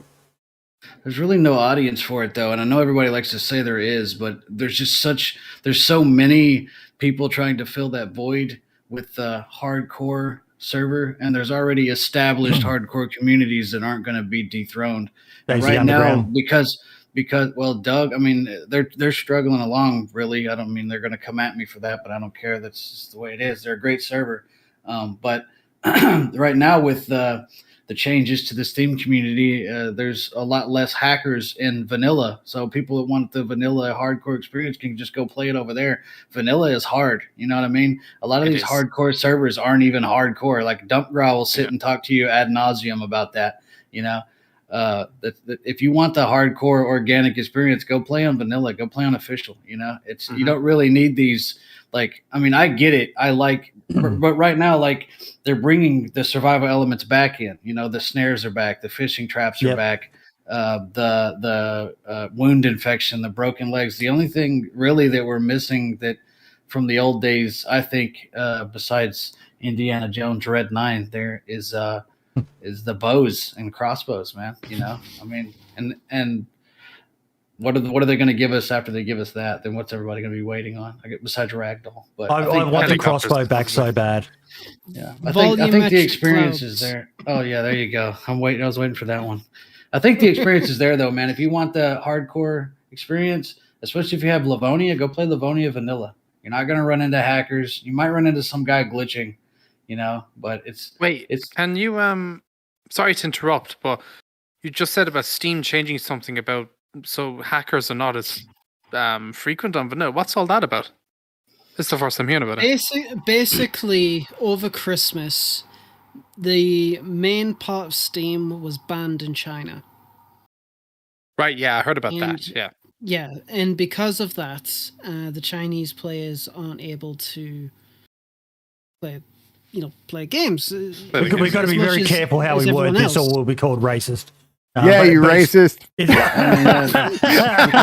They can call it xenophobic all they want, but I mean, it's removed a large portion of hackers and cheaters from the game. Yes, that's just facts. And that's not just not to generalize, right? I know where Marx was trying to bait us into that one. I could feel it. I'm trying to get the content so I can get another 100,000 view video. Come on, DayZ podcast host call out China Reserve. Okay, now this is how I go up, boys. This is it. This is the second time around for Archie. He can tell us what we need to do. Archie did a video, KD, that was called High Pings, and his argument was perfect. And he used the word high pings, and he spelled it HAI and then pings, which sounds kind of Chinese. And some people got their knickers in a twist about it being racist and all the rest of it. It wasn't. He was talking about the fact that these people from China were joining servers and they would have a high ping, which gave them... In retrospect, I will say it could be perceived as insensitive, and I see that in retrospect. But, then again, I'm a grown man, and imagine being a grown human being and being upset about a word. Dude, typically when I stream, a beautiful friendship is forming here between Archie and KD right now. Yeah, because half of my stream just turns into political conversation how ridiculous and sensitive people are. And I've had people come in and they're like, "Oh gosh, I don't want to hear about politics and all this stuff." I'm like, dude, people have to be able to talk about this stuff, man. Like, that's the biggest problem in modern Western society, is that people can't talk about this stuff, because if you disagree with somebody, then you're immediately like excommunicated. You're racist, you're xenophobic, whatever, you're a bigot, whatever. And that's not how it is, right? Like, conform to my ideology or be ostracized from my group. That's it. That's what people have got to remember, is that just because we disagree doesn't mean we have to hate. Look for the fact that it's great. If you're surrounded by a bunch of people who all they do is say, yes, you are right, yes, you are right, yes, I agree, then you need to expand your friend circle. You need to get people who disagree with you. That's the thing, though, and I mean, we're going to get off the rails here, but when you talk about that, that's just echo chamber BS. That's where people are comfortable because they don't have to have their beliefs challenged, and they don't have. They can sit there in their state of cognitive dissonance, and it'll never be challenged by anyone. Anyway. I don't want to go there. I apologize. I feel like I took it there. No. It's a great thing because it even applies to when it comes to DayZ. You need to be mixing it up with people who play differently to you as well. Because otherwise you get bored. You see so many people. One of the things I hate saying is DayZ's boring. No, it's not. You're boring. You're the person who's boring. If you're getting bored with it, find something else to do. It's a blank canvas. If you can't look at a blank canvas and think even as badly as I draw, but if you can't look at a blank canvas and think of something to go on there, then you really, really need to get some life experience because there's so many things you can do in this fucking game. Look at the people we've got on here. Archie, you're best known for your base rating.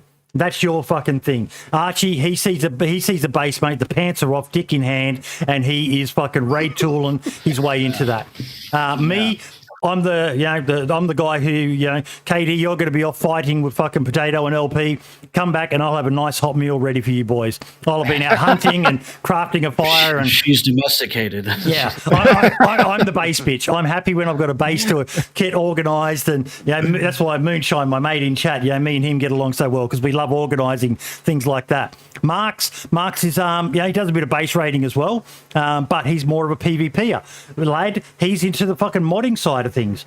He's our technical guy that we turn to. Everyone on this show brings a different strength, so that we're not just it's not just for PvE elitists or for PvP KOSs. It's we've all got different views and we disagree quite often.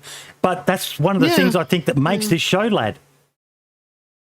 Yeah, actually, that's a good point. I mean, even when we're not streaming, we do discuss quite a lot of things about the game and the community, and we do agree to disagree. And there's a lot of things that go on we talk about, and it's good to show that with different backgrounds and different aspects of how intertwined into the community you are. If you can agree on things, that's awesome. Cool. You've got like-minded people who like the same things you do. But if you can take that mature step, be like, okay, I like hardcore survival, that part of the game, but you like your run and gun PvP. Not my kind of thing, but I can kind of respect it. And you agree to disagree, and that's the good part of it. Some people take it a little bit too far, but I mean it's just human nature, I suppose, really, when it comes down to it. So, it is what it is. So, yeah. There's almost no common ground, though. Like, if you're talking about, like, gameplay styles, though, like, say, or Lad saying, I like the hardcore survival, and he hypothetically likes the run and gun.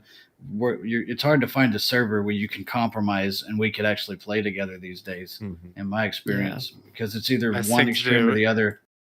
Best thing to do is hop onto a pure vanilla server. I was about to say that, yeah. I agree. Yeah. I agree. Yep. I 100% agree, and now's the time to do it. It's kind of weird, KD. You were saying that for you, it's more about finding those good modded servers. Pretty much all of us on here, it was a slow process, but it kind of happened around the same time. We've actually gone back to, even a lot of the people who I play with, we're actually craving a more vanilla-esque experience. There's a server here in DayZ, in Australia, DayZ Down Under. They just created a vanilla enhanced couple of servers, and they're just very, very lightly modded. A few things that we wish were in DayZ, but no over-the-top mods. They refined base rating, made it so you can build anywhere if you've got a flag down, and a couple of extra Creature belt comforts, attachments. Just some nice little things like adding in auto run. But nothing over the top because, we've been playing non-stop for a better part of 8 years, most of us. So it's kind of weird how people go through that loop of, when modding first come out, oh my God, we were wetting ourselves. Fucking the things you could do. And then it was like, Okay, I've done modded. Let's go back and check vanilla. Actually, fucking vanilla's in a pretty decent state. I'm kind of surprised. Yeah, it's got some faults, really, but it comes. Adam in charge has been the best thing for DayZ. I'm sorry to the other people, but Adam Sumrak, I know there's people who don't agree, but he's just been phenomenal for this game. Absolutely phenomenal. Oh, yeah. Have you tried the Molsk yet, actually, KD? I have, and I really enjoyed it. And it obviously it reminded me of the Arma mods, of course, because that's where the mall started, right? Was in Arma mods? Arma 2. Yeah, and I freaking loved it. And I thought it was a good balance of kind of a smaller map, but there was still a lot of stuff you could pursue and try to get as, kind of end game, if that makes sense. But yeah, I really, really enjoyed the malls. I still get a horrible pain in my stomach when that fucking name gets mentioned. Hey, Boydie, you're gonna hate me, man, but I actually have to call it. I gotta go. No worries, mate. No. Just quickly, Charlie DayZ just turned up in chat. Ben Castles. I just said to him we were just talking about him earlier from back in the day. I've been trying to get him to play DayZ again, KD, but he's just still not feeling DayZ, man. Why'd he stop? Probably the same reason I stopped. He just moved on to bigger and better things, mate. But yeah, he tried DayZ again, but he couldn't do it. But KD, thank you so fucking much, mate. You did tell me. I think we've had you longer than you planned to be around, but once you get talking, it's kind of hard to stop, isn't it? Yeah, I'll have to come back again to where we can just go for like hours and hours. Just so everyone knows, KD has a gala on tonight, as he told us. You missed it, Archie. He called a gala a gala, and he's like, it's all dudes. And then the jokes came out about it's a feast of sausages and beefcakes tonight at his gala. Yeah. It's the first time I'm wearing a suit, so hey, I've never worn a suit before. It'd be the first time I ever worn a suit. And I also want to say, mate, I'm loving the positivity from your Twitter account. In particular, your exercise stuff that you've been posting a lot. Dude, you've done some serious fucking gains, man. It's good to see. Bro, I've been grinding. I got addicted to it and like lifting weights and stuff. And you need now to work on those legs, stop. mate. You got little chicken legs. You been skipping leg day? You got to fit in week, bro. Dude. I know. Dude, it's funny. The first jacket that we got, they fit perfect except for the arms. The arms were too big, or too small. We had to order another one because my arms are too big to fit in the suit. We get it, bro. You're swole, okay? He's just flexing now. He's just flexing. Yeah. No, but man, I really appreciate you guys having me, and like I said, next time you for coming on, mate. You're an OG. Yeah, you're definitely. an OG. So Yona Chinaris even said it in chat, mate. You're an OG of DayZ that not a lot of people these days remember, because this is going back. Like you said, you've got people reaching out to you who were in school and now they're graduated, probably fucking married and all the rest of it. This is a long time ago, but some of us don't forget, mate. Some of us don't forget. And thank you for so many amazing memories over the years, buddy. It was great watching you and the boys. Fucking KD, what are you doing? Yeah, man. I mean, I'm honored, and I appreciate you guys having me. And like I said, I would definitely love to come back and be able to talk a lot longer, because I was really getting into a lot of this conversation. Well, man, we've got to tee up. I think it'd be great to tee up a time and try to get as many of you, Moon, Mr. B, Jam Jar, KD, LP, and Potato. It'd be great to get you guys together and just let you guys just fucking reminisce and talk shit and yeah. I would love that, man. I would love it. For those watching the VOD later, I'm going to have links to KD's Twitch channel and his YouTube channel. It's just KD Wolf 77. Check him out. And his Twitter is fucking great as well, even if he does manage to upset people. But that's a sign of a good Twitter account. All right, lads. Thank you again. All the best, mate. Thank you. Been a pleasure, mate. Have a good Look night. after yourself. Y'all too. He's such a nice guy, KD Wolf. I'm a huge fan of his, and it's good to see one of the OGs coming back and enjoying DayZ again. Mm-hmm. Definitely, it's been It was really nice to get to know him, to talk, and hopefully we can get him on in the future to really pick at his brain a bit more. I've known Boydie for a long time. I don't think I've ever seen him fangirl that hard before. Honestly, the KD Wolf, Potato, LP, Mr. Moon, Mr. Blackout, Jam Jar. I'm just such a huge fan of those guys. You know, the memories, Mr. Blackout in particular. If you want to, I did a 5-hour drinking stream with Mr. Blackout on a Spotlight interview, and the guy is so down to earth. He's just absolutely phenomenal. Absolutely phenomenal. It was like drinking. Yeah, you know what it's like, Archie, when you run into an old army mate that you haven't seen in years. It was like running into one of them, mate. But just the guy was so easy to get along with, not a hint of ego or attitude. It was one of the best interviews I've done, even if I can barely remember it.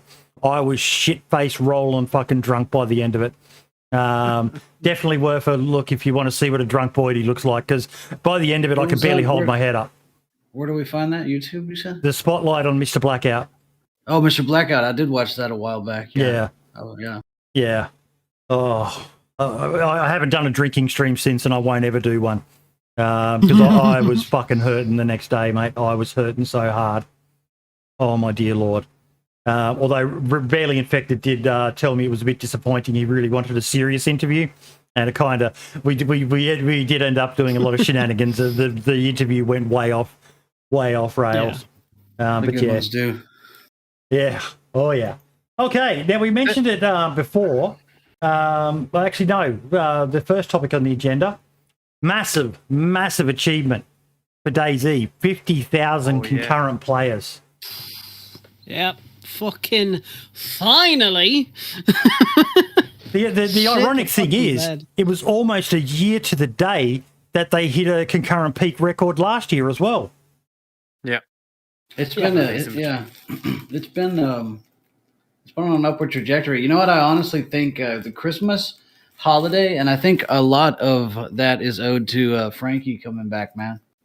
I know it might 100% because he's getting millions of views, and that's just people that are that haven't touched the game. I mean, a lot of these people originally picked the game up in the first place because of the guy's content. So I think definitely.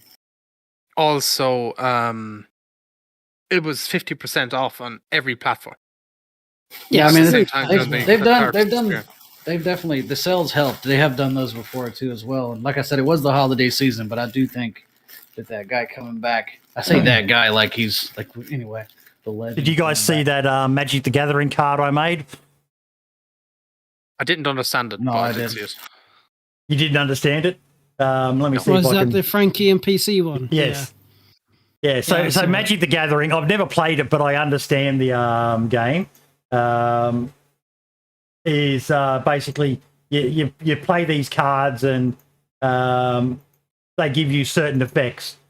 And the Magic the Gathering card was play Frankie and it adds 25% players to your game. Oh, you made that. Okay. Yeah. Okay. I did see that. Yeah. Okay. Yeah. That was great. I think I saw it on Twitter or Discord. Somebody shared it. Yeah, I put it on Twitter, I think. I shared it in the podcast Discord as well. They certainly put it. You put it everywhere. I think it was on Reddit as well at one stage, if I'm not mistaken. Yeah, I just thought it was funny. Just something for shits and giggles. Yeah. Mark's new video. I don't know if you guys saw it in the boy, if you saw it in the group chat where we gossip about everybody behind their backs. But just kidding. I was on my Google feed, like when you open your browser app on your phone on iOS. And Mark's video actually popped up. So it's trending DayZ right now, his new one that he put out. Yeah, it was. I was backslapping him for that. I'm really proud of him for that one. It was shocking to actually see it there. Yeah, I didn't know if it was just coming up because you watched my videos or how that works. But I'm going to be completely honest. I'm in a completely different Google account on my phone than I am on my PC. So I don't think it had anything to do with that. I think it's just maybe it's trending with people who like DayZ, and the video's doing numbers anyway. Like I said, it's just a travesty that it has that thumbnail. It seems to be working though. But yeah, that's the card I made. So, these sorts of games, you summon a creature and it adds an effect to your deck or something like that. And I thought that'd just make a funny thumbnail or something for summoning the legendary Frankie on PC will add 25% player numbers to your game in 30 days. That's clever. When you look at the Steam charts, just bringing it back up now. In the last month, it's gone from 34,000 was the peak around then, and 51,000. So about a 25% increase. And just to get a bit more technical, it was number 25 exactly in the all of games or Steam's games. It was top 25. Right now, I've just looked at it again. It's 21 at the moment. Ooh, wow, top 21. Slow so crawl. I was thinking about this, and we touched on it earlier on when we were chatting, that all of these AAA games are coming out, and almost to a game, every single one of them has been broken on launch. Icarus, Battlefield 2042, Call of Duty fucking Vanguard or whatever it was, they've all had major faults that have pissed people off. And people are just, Frankie coming back, it's almost like the perfect storm for a game like DayZ. Frankie coming back and making amazing videos on it, as unrealistic as they are to what the vanilla game is, but it's still there's people out there who've never heard of DayZ. There's people who've forgotten about DayZ. I don't know about you guys, but I wear DayZ merch out quite often when I go out. And people are like, DayZ, I haven't played that game in years. And you're like, mate, it's still going. It's going stronger than ever. I wore this to the bar the other day, and this guy was like, "Oh, I played DayZ." I was like, "Yeah, there's a podcast." Yeah, honestly, it's actually becoming kind of mainstream now, which is weird coming from people who've been playing it for almost a decade. But it is odd to see. Like, even I saw JLK tweeted the other day, like, even video views of the game in general across all of YouTube are like way up. Oh yeah, I'm like not bragging, but like my ad revenue is like doubled this month, and I haven't put out a video since like the beginning of November. Yeah, November's and December's ad revenue were off the charts. 8,600 people watching DayZ right now on Twitch. Yeah, I mean, you could take those numbers or leave them. I'd trust YouTube's better, but still, that's still a lot of people. And as DOJ has said, you just got to remember, it's still a dead game. Yep. Dead game. Yeah. You know what? Number one dead game. Yeah, it's a top 21 dead game. Again, one of my one of these days I've got to pull my thumb out and I've got to start learning how to edit properly. But one of the things I want to do is a video just talking about why DayZ has survived. We've got Rusky here the day DayZ died. Those clickbait titles, man. I remember, like, I think it was JCon a few years ago, like 4 or 5 years ago. He put out a video. It's like DayZ is not dead, or so, I think that was the name of it. I'm probably like misnaming it, but and then he basically was just like so frustrated with people saying the game was dead. But it was just at the time, even back then, it was just like a clickbait title because it knew people either love it or hate it, and either way they're going to jump on board. And I even made a DayZ's dead video. Yeah, you said that before, and you got rid of it. Yes, I still have it, but it's just private. Yeah. It's just cringe. And then it was like I made that video, and then sorry, go ahead. No, go on. I was going to say I made that video, and then like 2 months later, 0.63 came out. So I made that at like the worst time ever. Oh, Charlie just said in chat he's making a video about that right now. Good. Someone needs to, because it's fitting that DayZ is the ultimate zombie game. It just keeps them coming back from the dead. It got down to the low numbers of 3,000, and it's back up to the highest it's ever had. Too. Yeah. And then the thing, like, people were saying, I was seeing some, I don't remember where, I was in a Discord or something. People were saying that it's unfair, the experience that Frankie on PC is selling for people who are coming over to DayZ. And I disagree, because if you look at all of the I will say 250,000 plus YouTube subscriber channels that are putting out DayZ content. They're all playing on those super modded, GTA Z servers anyway. So they're not selling the actual experience either. The thing that kind of bugs me about Frankie's videos is when you watch like JLK or any of these, you can join those servers that they play on. They might have a queue or whatever, but you can eventually join them. The ones that Frankie play on are private servers, and even if you wanted to play on those servers, they physically can't run. It almost reminds me more of it bugs me that way. Like the old Gary's mod, like the source videos that people would make, like those the series. I don't know. They're still entertaining, but it's Well, see, like when people these days they're going about Frankie's content and setting an unrealistic view of DayZ. He was doing exactly the same thing as he was 6, 7, 8 years ago. And I can fucking guarantee that a lot of people who play DayZ now, who are OG, played because of his videos. He made the game relevant back then for sure. Yeah. For sure. Exactly. And it's like, I've never understood that argument because, sure, you're going into DayZ, it's not going to be like these videos. But it's a game where you can make your own experiences. You don't need. It could be like those videos if you wanted it to. Yeah. I mean, it could do. It could be, and it's like that's it. And it's as I've always said before, DayZ is a canvas not only for modding but for content creation. And if you want to be the kind of content creator who, you upload videos where it is genuine, organic. Gameplay of your experiences for that week, for example, that's perfectly fine. Go for it. More power to you. Likewise, he's not making any qualms about that, though. Yeah, exactly. He's got this in the description of his videos. Videos may contain a mix of live, public, private gameplay, mod, script, story, acting to show the best of games. Clips may not be chronological, with some inconsistencies. Hopefully you won't notice them, but if you do, they aren't a trick, just an attempt to edit the video more entertainingly. Sometimes press accounts are used to save time.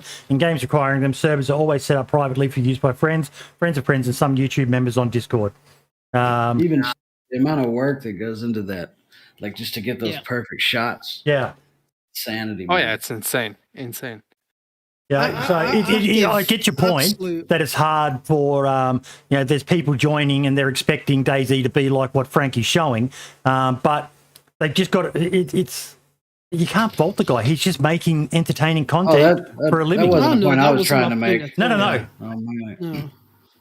No, I saw that the other day, and I don't think it was a fair point that was trying to be made because, like I was saying, has something at the end of his videos as well. I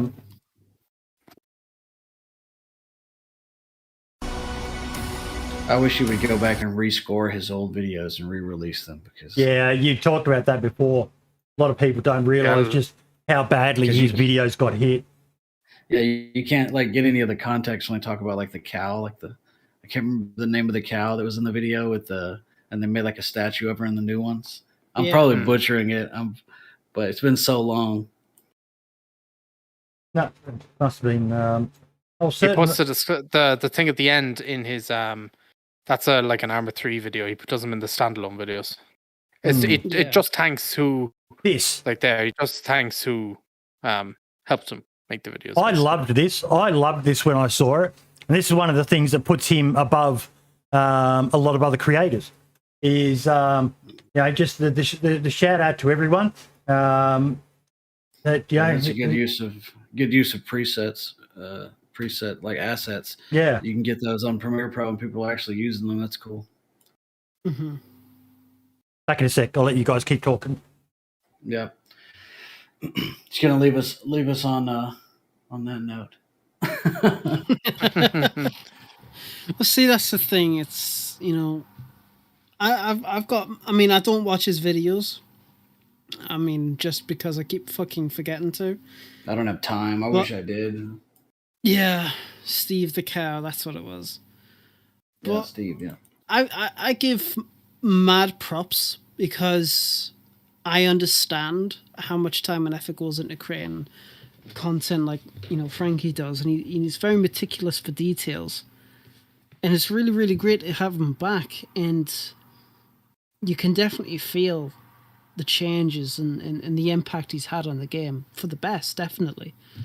And, you know, there's some genuine competition now for that kind of content creation, which is fantastic. It's always really, really nice to see. And now it's like, you know, you got different kinds of that kind of storytelling content that you can cater to us, and, you know, more power to them, you know? Really, really fucking happy with it. Yeah, there's a lot of really good content creators right now. I'm just happy with what we've got, because there was a while there where there was such a lull. Every video was exactly the same. They're all exactly 11 or 10 minutes and 11 seconds, and it was just the same. Like they had the gotcha in the beginning to make you stay to the end, and then it's like a lackluster finale. You know? Yeah, just, like that Marks guy. Yeah, what a twat. Yeah, he is. Yeah. Oh my god, that reminds me. I've done that once. When it was like 1.05 was an experimental. I made a video like that, and this is before I got into modding, and Mass commented on it, and he said how much he fucking hated it, and it was like, oh, okay. Shit. And now we're like really good buds. It's like, what the fuck? Oh god, it was so cringe. It's had me thinking something, and I totally derailed my train of thought. Irritable bowel, guys, you don't ever fucking want it. It's a horrible, horrible fucking disease. But yeah, what were you just talking about? Frankie and how he uses the names at the end of videos. with the standard of the videos these days. It's I mentioned before how it was a tweet by R. Diddy. What was the golden age of DayZ? I think we're at a golden age right now, to be honest. Oh, for sure. And I think the golden age, as much as, you know I look back on the old days, Survivor games and all the rest of it with rose-tinted glasses, and I do acknowledge, Marks, that, you know, if we brought it back, it might not be as great as it was back in the day. So, you know, there's part of my brain that says maybe some things are best left alone. But right now, we are in another golden age. You know, we've got the likes of JLK. He's making content that's on par with Frankie, in my opinion. You know, not quite as heavily modded and edited, but the level of production that he's putting out is amazing. You know, the guy is going for quality over quantity. He's not just pumping out videos to meet the algorithm. Keep that fickle beast happy. When he puts out a video, I normally don't watch long videos, but I've actually started watching all of his because he's got such a beautiful narration style. And he's not the only one. There's so many people out there who is just, I can't watch it all. There's so much I want to watch, but I just can't watch it all. There's so much great quality content. You know where I'm finding that now is not with DayZ, but with Rust. And it can kind of, the two can kind of mix together. Just the Rust and DayZ content creators are very similar. You know, like you have JLK and somebody like Blueprint, for example, to make the same kind of storytelling videos, but on two different games. I've never played Rust, and the only videos I've ever watched were Stimpy's. But yet I was going in here watching full hour-and-a-half long videos of Rust and watching them the entire way through and like being just glued to these videos because they were so addicting. And it's going to be the same way for people who might just see DayZ for the first time. Might not know much about it, but they're addicted to these videos. Yeah, that's true. I never played. I've got about 12 total hours in Rust, and I've probably got about 8,000 in watching Rust videos.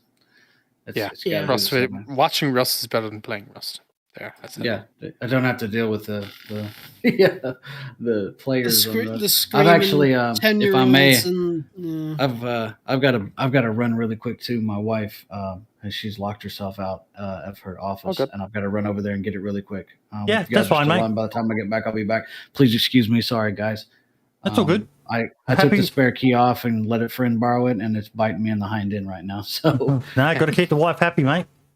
All right, I'm going to be in chat most likely, and if you guys are still on when I get back, it's only about 5 minutes away. Yeah, we'll be on, mate. We're only on the first topic. But yeah, it is a golden age right now for DayZ, Marks. It's just amazing. And you're seeing it with even the views on your videos. You know, you've got that one getting close to 100K, which was just the where you talked about what we discussed with Scotty. And it helps when the DayZ account retweets it as well for you. They actually didn't retweet the video. The only time they ever actually interacted with it was when they done it in the Community post today. Spotlight.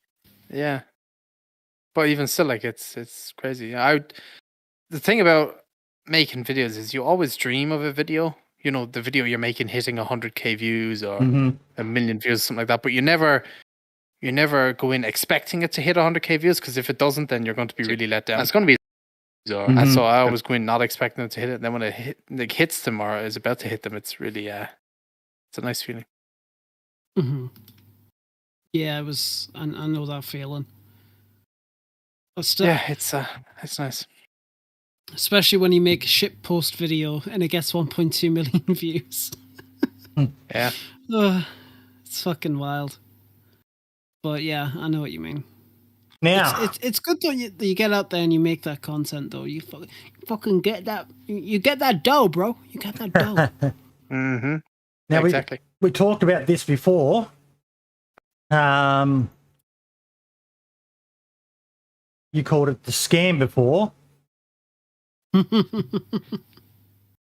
Oh, this game, yeah, not a fan.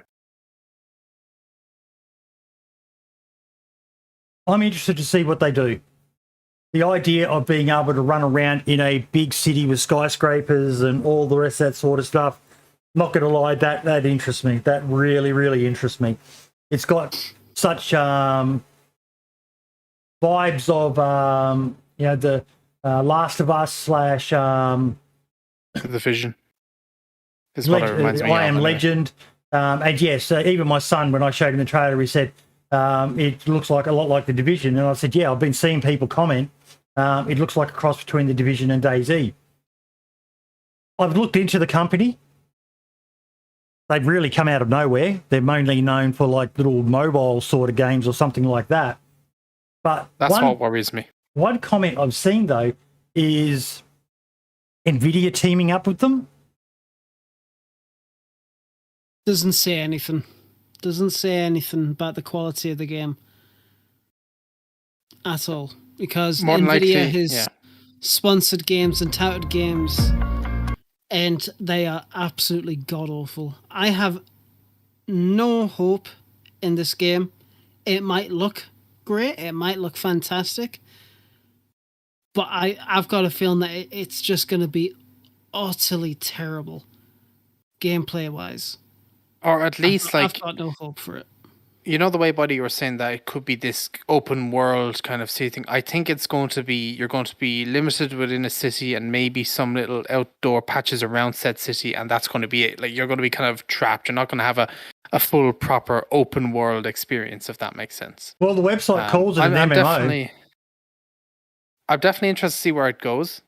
I'll keep an eye on it, but do I have my hopes up for it? Not really. I could be wrong. If this game comes out and it's the greatest thing ever, I'll raise my hand and say that I was wrong. But I just don't. We've been let down so many times before in the past that I don't have my hopes up. Yeah, looks like dead matter, but it's The Division. Archie saying in chat. But yeah, you go in and you look at their website. They really are making it hard for themselves. Where's there? There's not a lot of info. An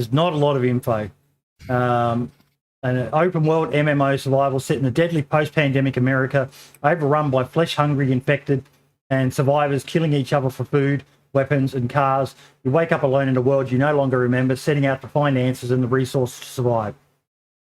It's, like, are they doing it on the new Unreal Engine? Is there a release date for this game? June is what it's still saying. June. Christ, for that coming out in June, they don't have much footage, do they?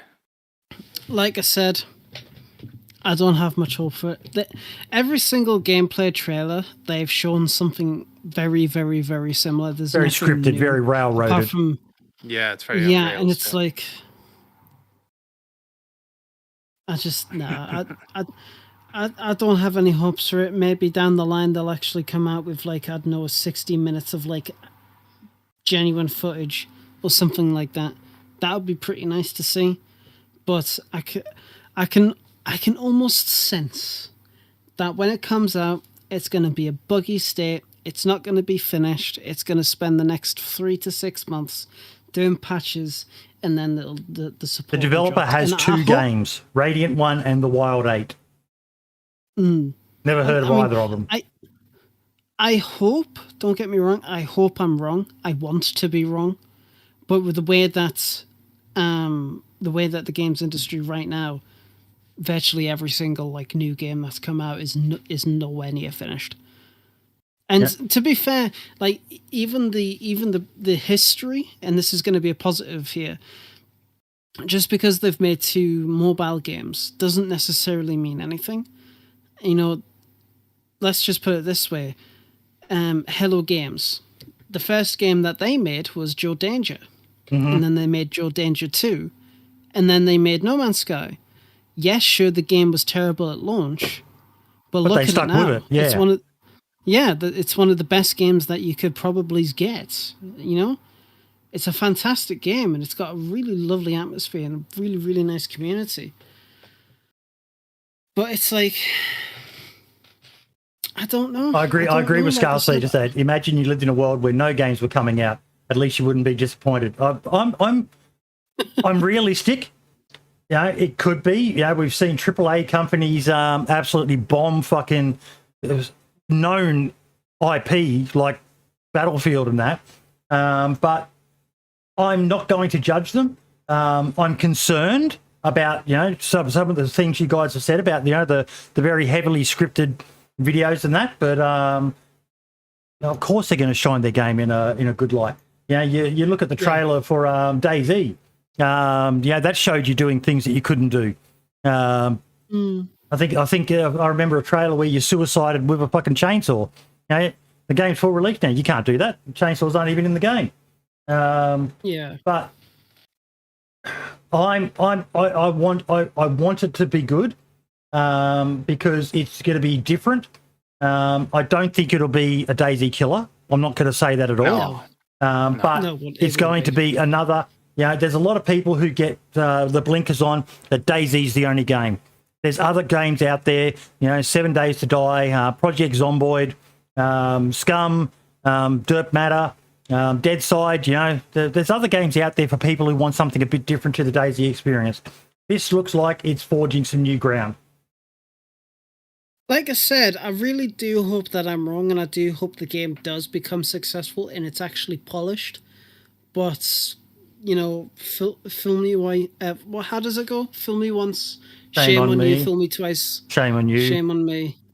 Yeah, something like that. And it's like, just been scorned too many times by games these days, and I just don't have any hope. But fingers crossed, and I do wish the team the absolute best, because we all know how difficult it is to make a fucking game. And there's a lot of pressure, and the pressure's even more so now that NVIDIA is on the ball. So the only way we will see is when a beta or an alpha or something comes out of this game. When we see that, we'll know. It'll be either a yes or no. That'll be it. When we see a beta or an alpha, that'll be it. Honestly, I hope they don't do either. I hope when they release the game, it's what they intend. Oh, I highly doubt that. Just look at every other game out there now. Yeah, Project Zomboid's popping as well. Look at that. How old's that game? I have no idea. I've that never heard of game's it. fucking old. It's as old as DayZ. DayZ, 2014. Huh. Look at those player numbers. Look at that. Just a flat line, 1,000, 2,000, and then bang, it's hit the meta. You want to know why that is?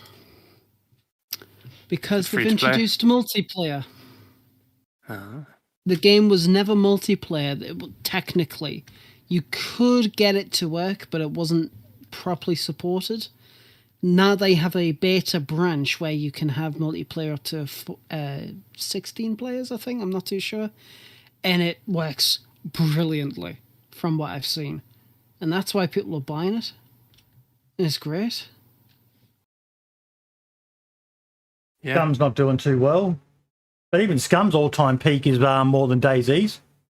68,000 when it first came out. That's it. Got to 28,000, but it's at 15,000. That's healthy. What else have we got? That's a decent number, yeah. Rust is off going the to be like charts. hundreds. It's off the charts. Rust has always been like fairly healthy. Rust appeals to the more arcadey people, the ones who aren't prepared to, get so invested. But 154,000. It's doing that. So many people have said the survival genre is dead. It's not. It is not, and it is. I don't think it ever will be. To be honest, there's something about it. Yeah. I think the genre that's kind of dying out now is the FPS kind of shooter genre. Yeah. Yeah.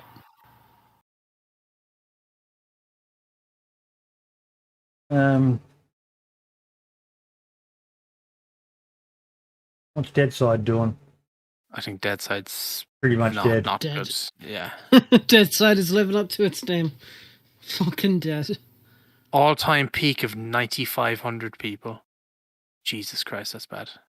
But it's still in development, isn't it? Couldn't tell you. I don't know a single thing about Deadside. Neither do I. Dead Matter isn't even out. It's not even on Steam, I don't think. Yeah. Dead Matter is, well, literally dead.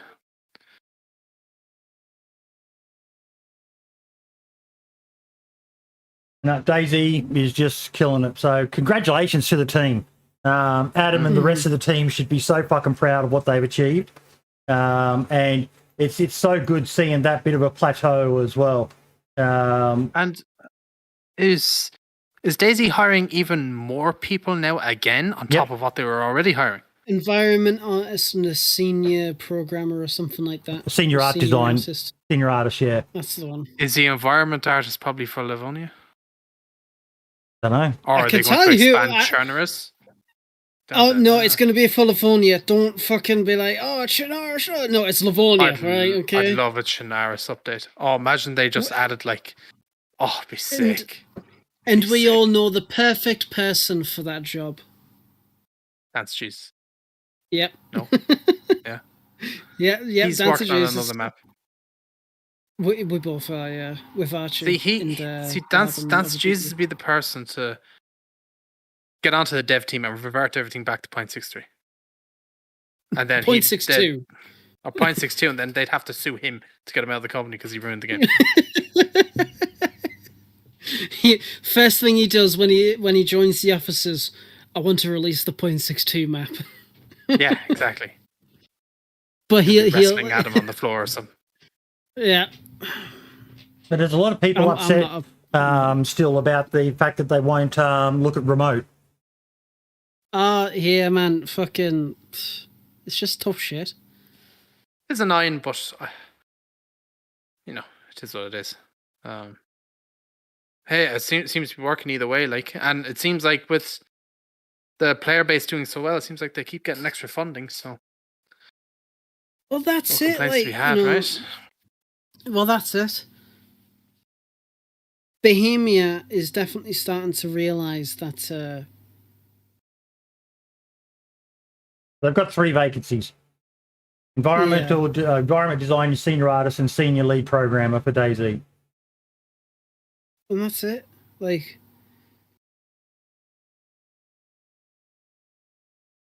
Bohemia has finally realised, after all this time, that DayZ is profitable. And the more that they invest into it, the more they're going to get back out of it. That's it. I know people like to shit on the game, and that's perfectly fine. They like to shit on the team. Like I said, they're not exempt from criticism. No. What's this up in Thailand? Unannounced. Onboarding in the Czech Republic, landing in Thailand. That's probably going to be Arma 4. the main map's going to be in Thailand. Well, the way I read that is onboarding in the Czech Republic, and what DanceofJesus just said, they have a new studio there. They've got a studio in Thailand now. Cheaper work, I suppose. First, thank Tencent for that. But no, I'm like I said, I'm proud of them, and you know, when the new updates come out, obviously we'll be first to both praise and critique those updates. I'm looking forward to 1.16. And the roadmap. That should be out soon, any week, any day now. Yep. Yeah, well, any week now, yeah. I haven't really been thinking too much about it. I'm just kind of like, it'll appear when it'll appear. I'm waiting for it so I can make a video on it. Yeah, you've probably already got like the fucking footage already sorted out. Just I have prepped footage waiting. for days. Footage for days. But no, it's going to be a good year, and I hope that the player count keeps going up. I really do. Have you guys seen these? Yeah, I think you were talking about them. You bought 2 of them, so it was you. I asked her if she'd had any orders, and she said 2. So it was both by you. And she's got other designs that she's working on. I won't say. I'll let her release them. Match is amazing. But how good do they look? Yeah, they're amazing. I bought one of each. One of the canteen and one of the things as well. So I will, when I get them, I will unbox them on the show. I'll save them, even if they arrive midweek. I won't open them until the podcast, and I'll do it on the show. I'm just sharing the link to them, folks. If anyone wants to order them, I think they're beautiful. I've actually asked her to make a custom one for me. It's going to be my slouch hat that I'm going to put on my escape key. But that could be sick. Yeah, I'm excited for it. So. Absolutely amazing. I'll try to remember to put a link to it in the video as well for anyone. But they're over there on the Etsy store. She's so. Some people, I say this often. Some people sicken me with their talent. Yeah. They're really good. They are expensive, but of course they're going to be for the limited quantity and how long they take to do and stuff, and I did not mind paying the money for them. Yeah. And Match is such a lovely person as well. She's a stalwart of the Australian DayZ community as well. The better half of Fubar Bundy. I always wonder how a guy like him managed to get a girl like her. I wish he was listening, because he'd invade the chat right now. You shit talking. No, they're really nice. I'm a big fan of them. Now, this was a question from Foxypote. What is endgame for you in DayZ? We sort of touched on it a bit earlier when we had KD here about, you get to a certain point and then it's like, well, I think I've done everything I want to achieve. What is endgame for you two?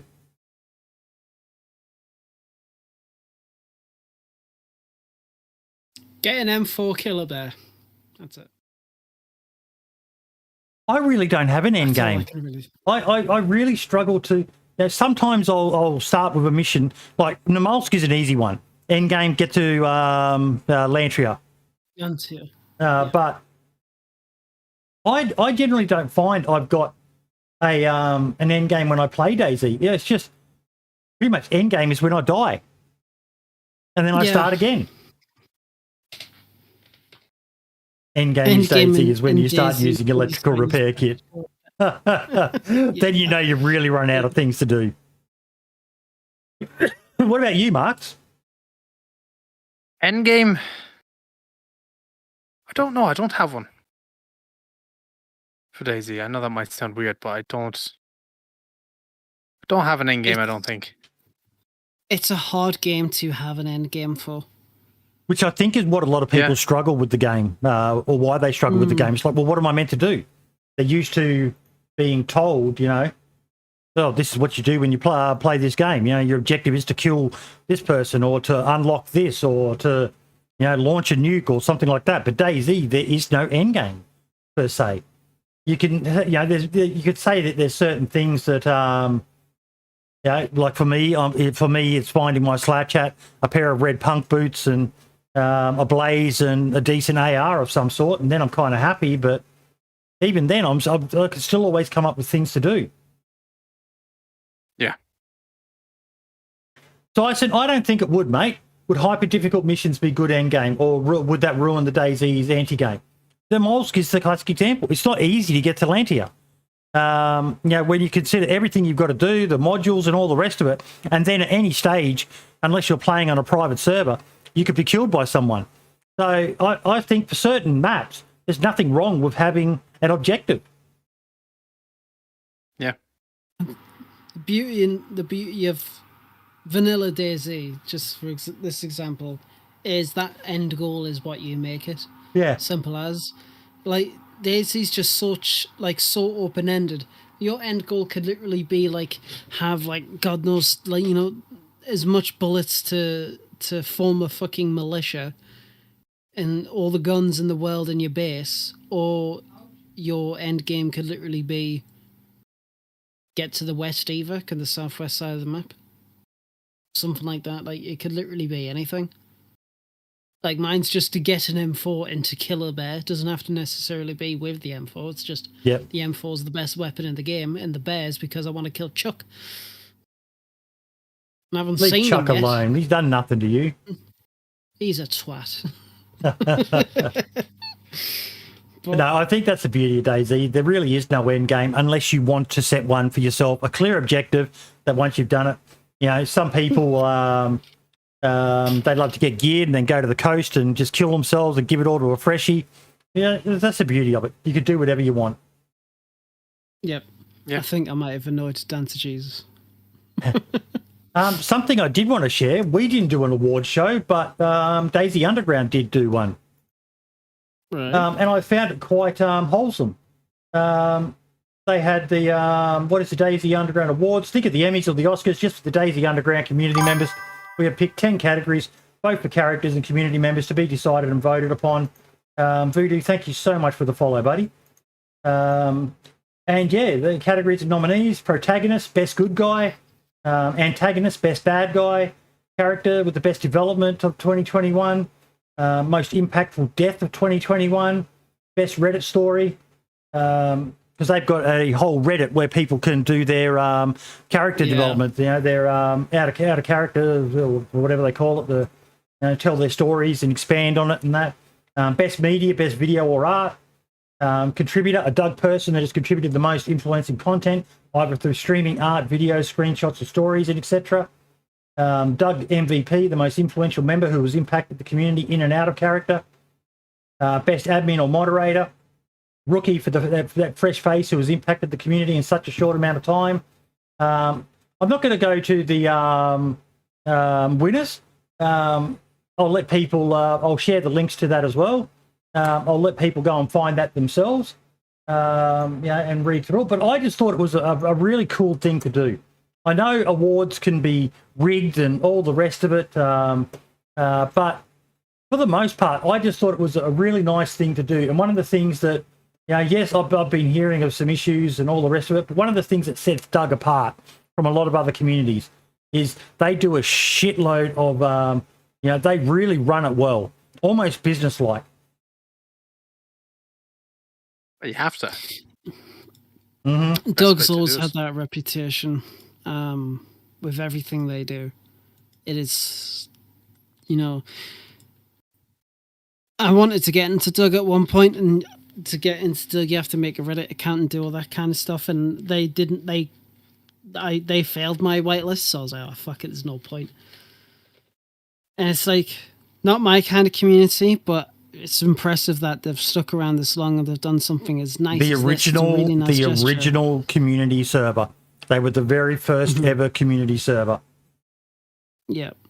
So props to them. Absolutely props to them. And it's really awesome that they have given back to the community through this. It's really, really nice to see. I'm happy about it. It was a nice thing to see. And I haven't heard of any dissent from people. I think they were all just happy. I did go through and I read the... I might just...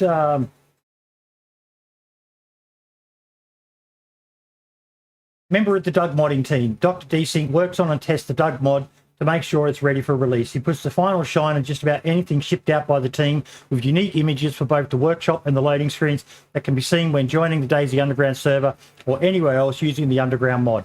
Just a nice short. There was the most impactful death.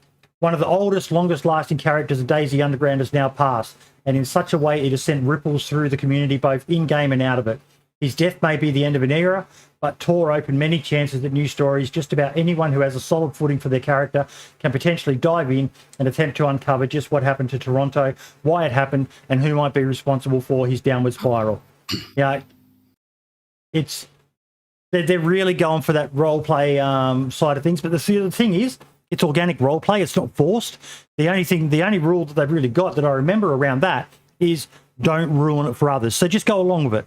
And I'm not a big role player. I struggle, with that sort of stuff. But I'm happy to go along with it for someone. And some people can't. Some people find it cringe. Just don't play on the server. Then there's plenty of other servers out there that don't have it. But just don't go on there and ruin someone's experience. As I said, it's only whitelisted 2 days, and that's on the weekend off memory. But when you're in someone else's house, play by their rules. Don't go there to be a dick. They just need to work on the whitelisting process. They're a bit funny about it, but that's always been a thing with Doug. Even from the early days, it was always hard. It took me ages to get into it as well. Yeah. Well, you didn't flex your content creator privileges, buddy. Yeah, I did. Because I'm so huge. I'm just such a massive. That said, no, he is swole. 3,000 subscribers. We hit it before the end of the year. I was chuffed about that. I was really fucking chuffed. Yes. So really thank you to everyone who subscribed to the YouTube channel. I really, really appreciate it. That was just a nice little way to see out 2021. Hitting 3,000. I know that's pittance compared to the big guys, but for me, that was a big achievement. I actually went and looked at my stats, and I'll see if I can bring it up.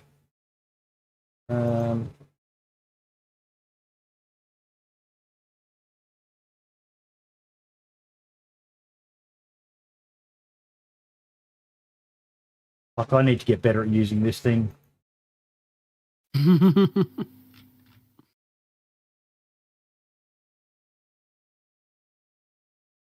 I'm trying to find subscribers. Oh, back out of that. Go to the dashboard again. If you're looking for gain that month, it'll be right underneath your subscriber count, or you can go into analytics, I think.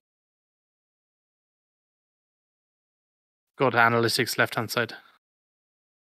Like on the dashboard, so scroll down. Yeah.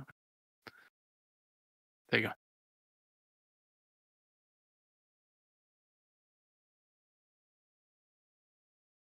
I can't see it, but I've had the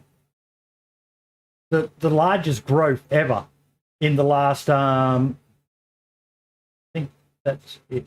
Yes, that's the one I was looking for.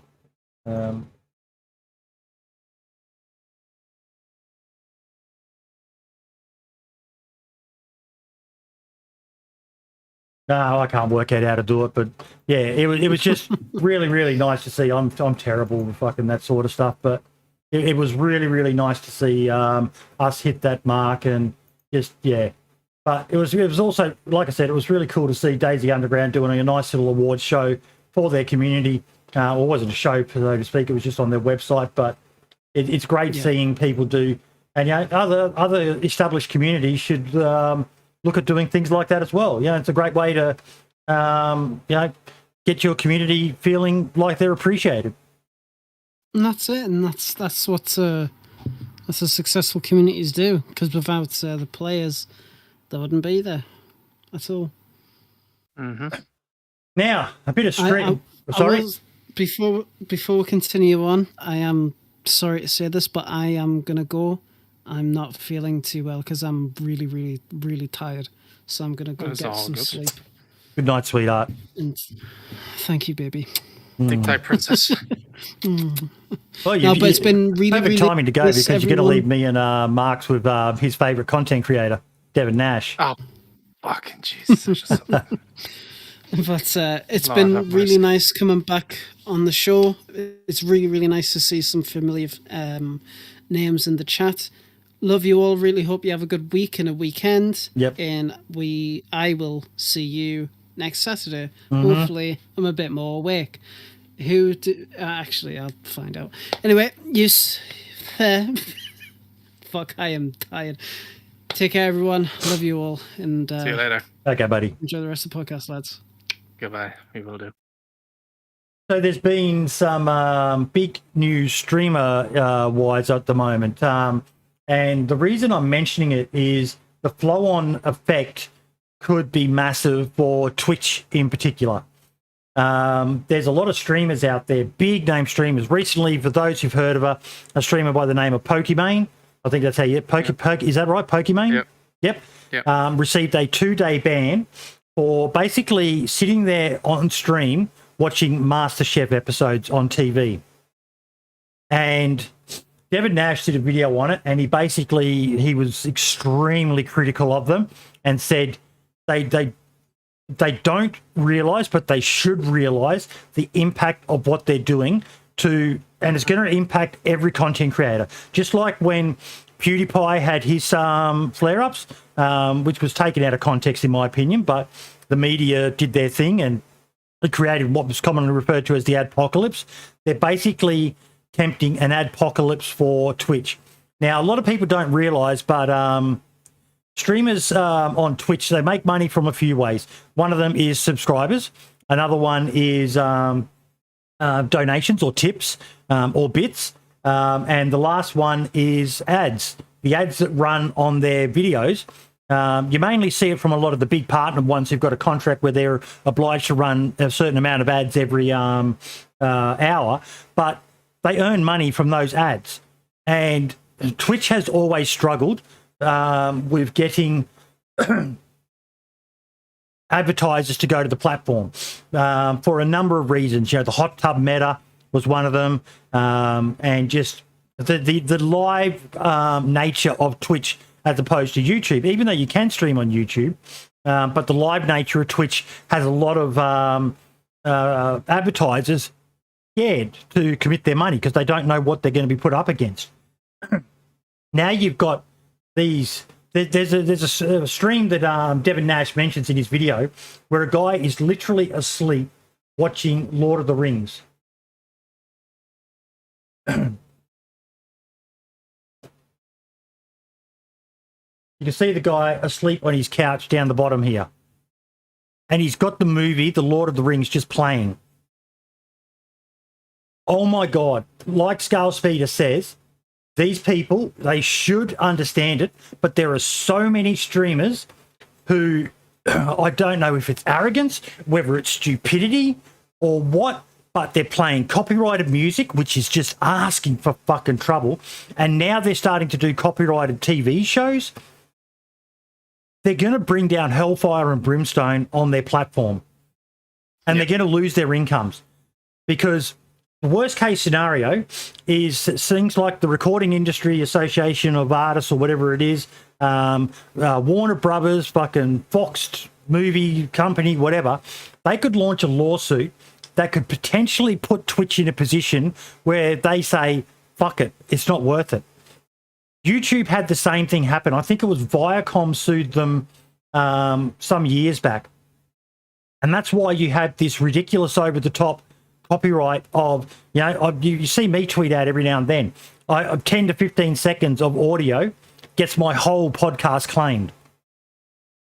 But that's the way that YouTube had to deal with it. So now you can't do it on YouTube. There's bots and all the rest of it out there that are just detecting this stuff and instantly flagging it, and they're either banning it, so the video can't be shown, or they're claiming it. And it's really hard to do fair use on YouTube. And they're basically, there is no fair use on YouTube unless a video is under the Creative Commons license, I believe. Then you can use it, but otherwise there is no fair use on YouTube, which is fine. And the system is heavily skewed towards the claimer. The person who claims the video, the system is heavily skewed towards them.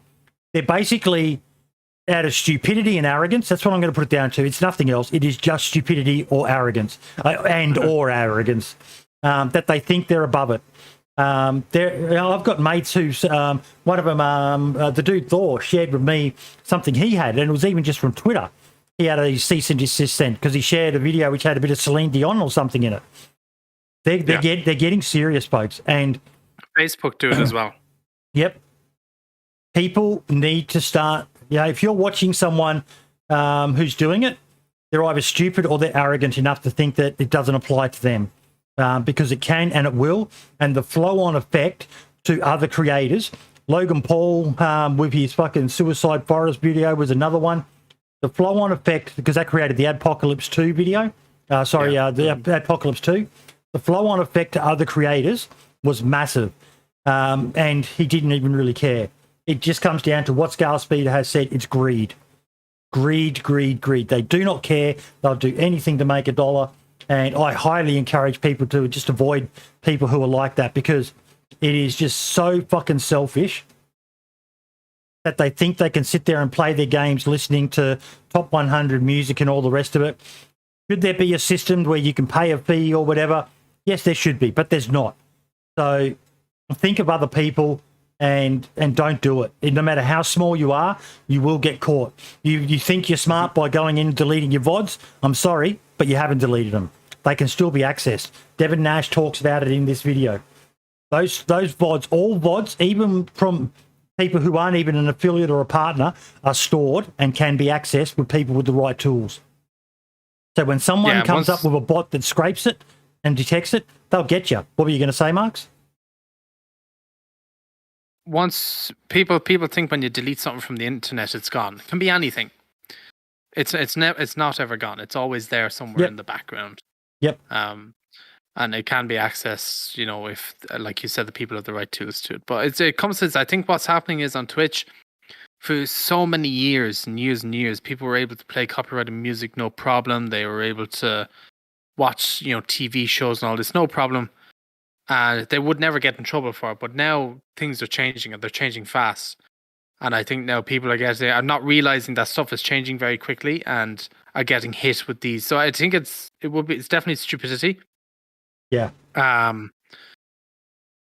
But then people just don't seem to notice it. Like because on Twitch, copyright really isn't a big thing because it was always ignored by Twitch. Twitch never enforced it. Whereas on YouTube, copyright is a big thing. Yeah. So when you're either making a video or doing a live stream, you have to choose beforehand if you have intro music for your streams.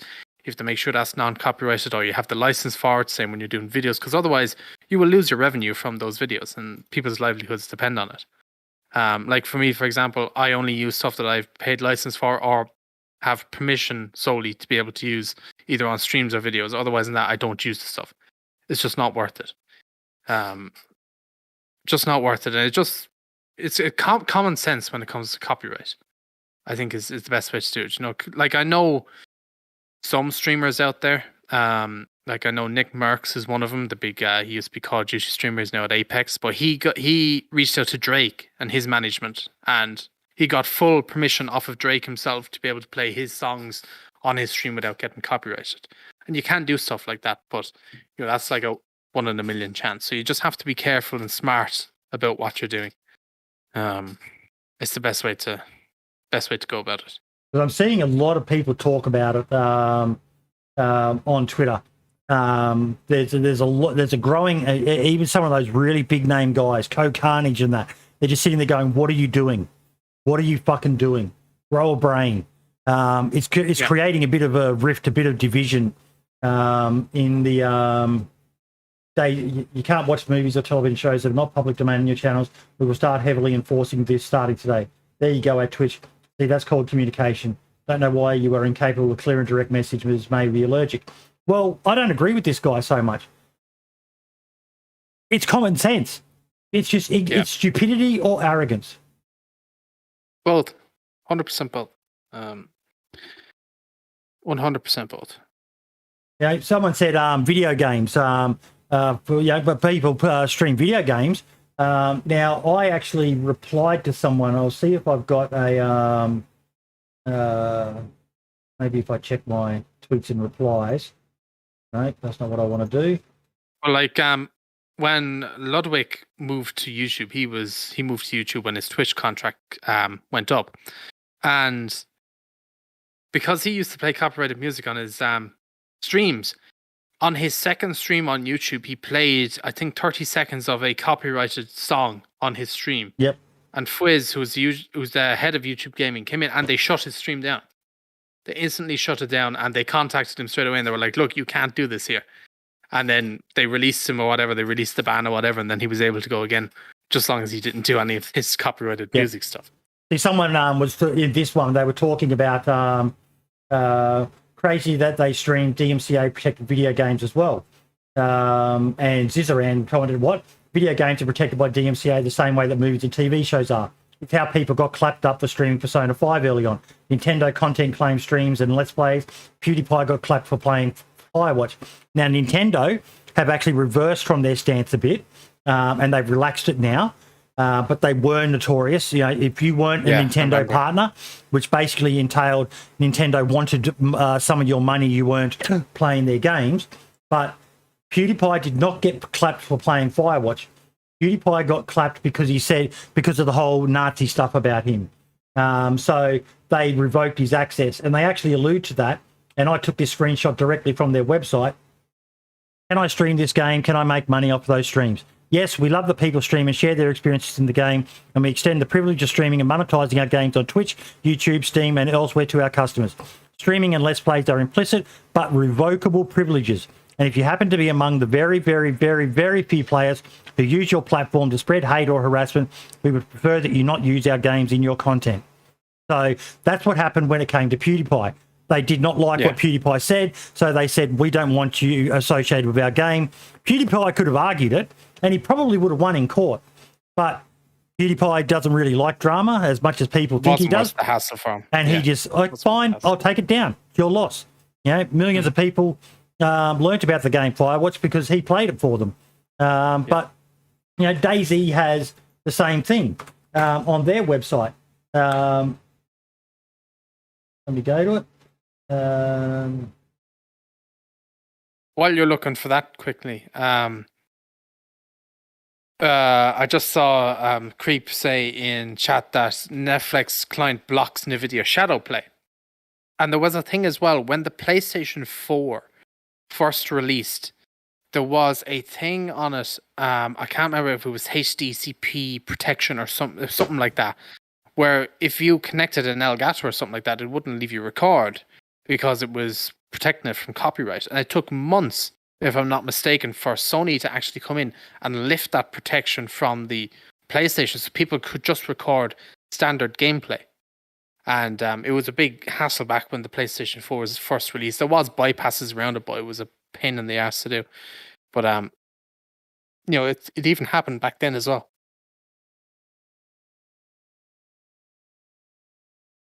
And it should be in here somewhere. I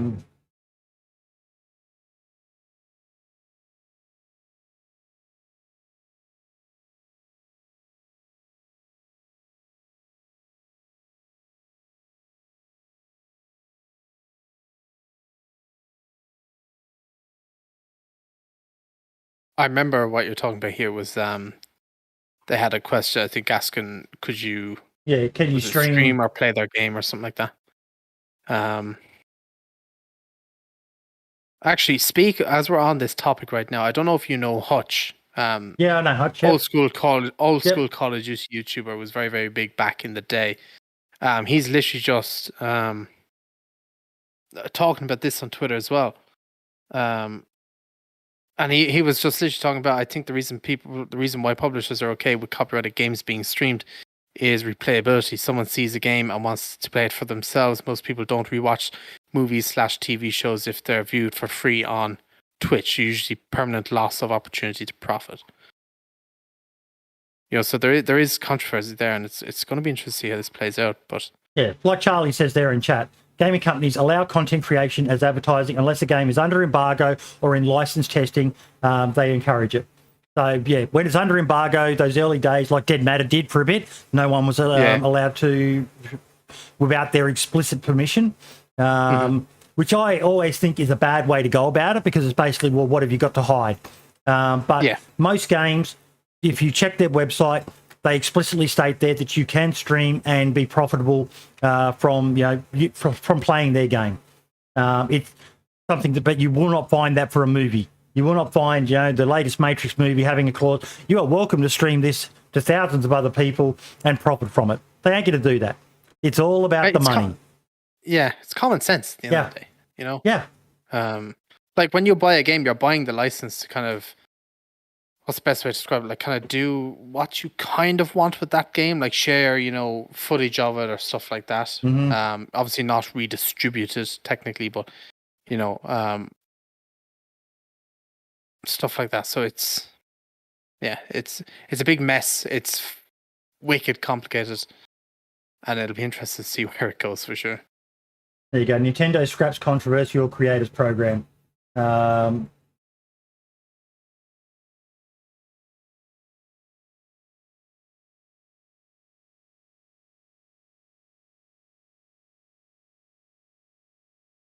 don't know why they had it in the first place, to be honest with you. So it's just something you need to be aware of. That you should just do a basic bit of research, just check it out. But for most games, gaming creators and developers are well aware that content creators can make and sometimes break a game. But yeah, but Nintendo was really bad.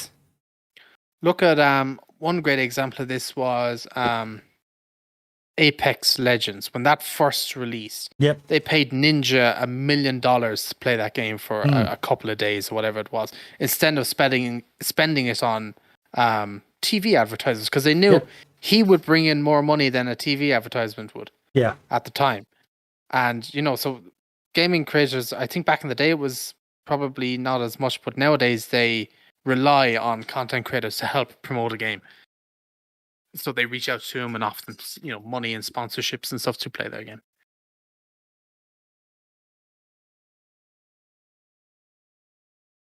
But yeah, it's good that Nintendo's finally backtracked. They weren't popular, but yeah, not about hiding anything. I can tell you from experience that it's all based on pre-release content creating and last round testing and feedback sessions. Yeah, I don't know, but as Spud said, it was a good call from Dead Matter because their game was terrible upon release, and it would have been, but they handled it very poorly in the background. So carefully done. Look at PUBG. PUBG was an example of how to do it well. They were massive when it first came out. Now they had everyone playing it. So it's horses for courses sort of thing. So yeah, but just be aware, folks, that if you're seeing people out there, maybe say something to them that you shouldn't be doing this. Some people just aren't aware. They live in such a shelter that they're not aware that they can't do it. But just let them know that they're cracking down. They are cracking down, and Amazon, which owns Twitch, they don't want to be losing money. They don't want to be getting sued by fucking these multi-billion dollar companies, and they'll sue them for millions. They're not going to come after the fucking DayZ podcast, most likely. I can't afford to fucking pay them millions of dollars, but they'll go after Amazon and Twitch for allowing it to happen on their platform, and then Twitch is going to be forced into taking drastic action, either shutting the platform, which could include shutting the platform down. Is it worth it? Can we engineer something to auto cut streams and that? Or do we just say fuck it?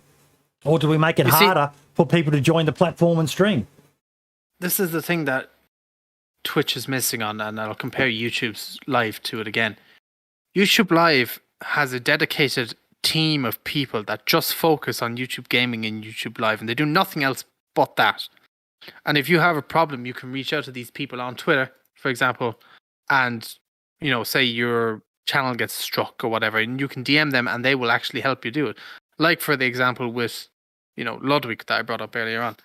They reached out to him, they cut his stream, and then they messaged him, were like, hey, look, you can't do this, here's what you need to do. And then they were like, once he agreed and was like, yeah, there's human contact there, but with Twitch there doesn't seem to be any human contact there, if that makes sense. Yeah, it just seems to be all bots doing it, or there isn't anyone doing it at all.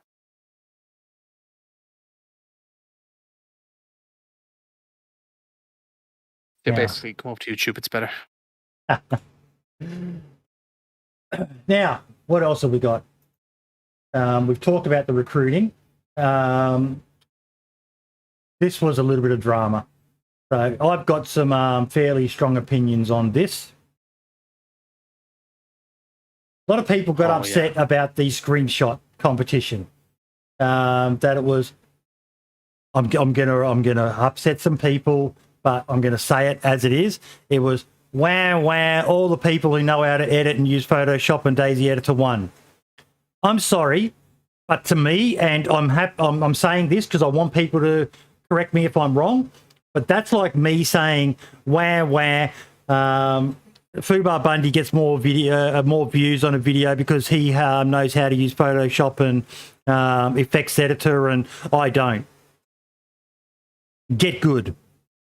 I'm sorry, that's my take on it. Maybe they should have a category for unedited ones, but I don't know. Am I being too harsh, Marks? Maybe. I don't think it was a majority of the PC community giving out. It was mainly the console community because they don't really have access to this stuff. And you feel for them there a little bit. But they don't have access to the editor. Can they download their things and then access them on a computer? What about if they don't have a computer? Not everybody can afford one. Maybe people have to choose console over a computer. I know it'll seem weird, but it's just that way. Some people. See, but I'm going to tie this back to my own personal experience of the DayZ Awards show when we did it. Some people were unhappy with the way it was done. Sometimes it's kind of what Zyson said in chat. They want participation trophies. Sometimes DayZ tried to do something good here, and people, all they could take from it was a negative. All they could find was some reason to bitch about it. I'm starting to see that maybe I am being a bit too harsh on it, but it just fucking annoyed me that whenever people try to do something good, someone always comes up with a reason to fucking shout it down.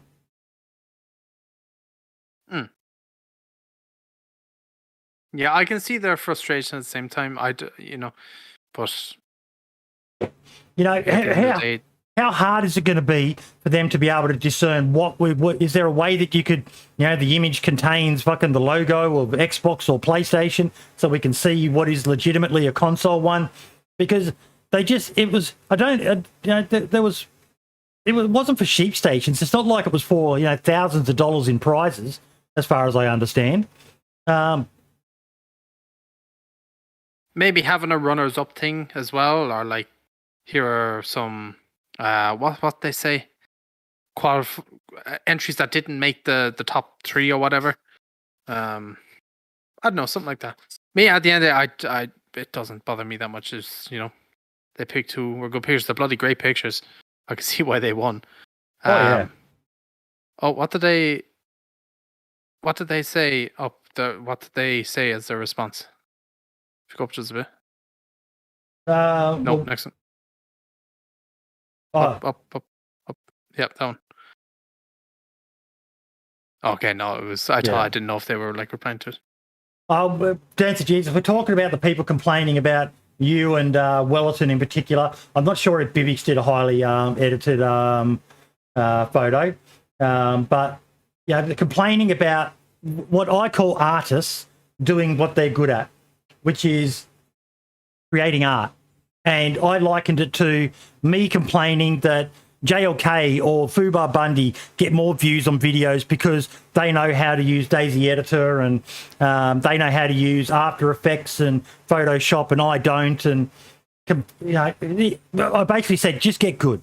But there is the element of what Scalespeed has said, console players could not win that competition because they can't create scenes on console unless you have access to a PC. So I get that point, and for the console community, I love the console community. I feel for them, and maybe there should have been a console category, but PC players, suck it up. I'm sorry, but suck it up. Get good. I know I'm not a good editor, so I switched my channel and my format to what I'm good at, and that's talking. I don't think there's a better talker about DayZ than me. I could talk underwater with a mouthful of marbles. That's my strength. I found what I'm good at, and I'm focusing on that. I'm not a great editor. My editing is fucking, stick pictures. I am a shitty fucking DayZ editor. The only decent video I think I've ever done, which showed a little bit of skill, was why things are seen. Other than that, I have so many ideas, but I'm not skilled enough to do it. But I'm not going to blame other people because they're more skilled than me. I give ideas to people. I think I've given you ideas, Marks. Maybe you should do this. I give ideas to Wobo. I give ideas to Archie on people who I know can actually do what I don't have the skills to do. I could get good. I could go and do online courses and learn how to use Photoshop and After Effects and things like that. But I'm too fucking lazy to do it. That's on me. It's not on anyone else because they're better than me. And I'm certainly not going to take to a public forum and whine about it because they created something better than I possibly can. I'm sorry, but I side with Zyson. It's they want participation trophies. Yeah, I can see that. Yeah. I can tell Void he isn't a tech guy because his background is backwards. Yeah, the thing is, you load the image. This is in Discord, and it shows up, and then when you actually turn it on, it's backwards. So I've got to create a reverse image, and I don't really know how to do that. I'll work it out. I'll watch a YouTube video on it or something and work out how to flip it. I use fucking 3D Paint for my stuff, so yeah.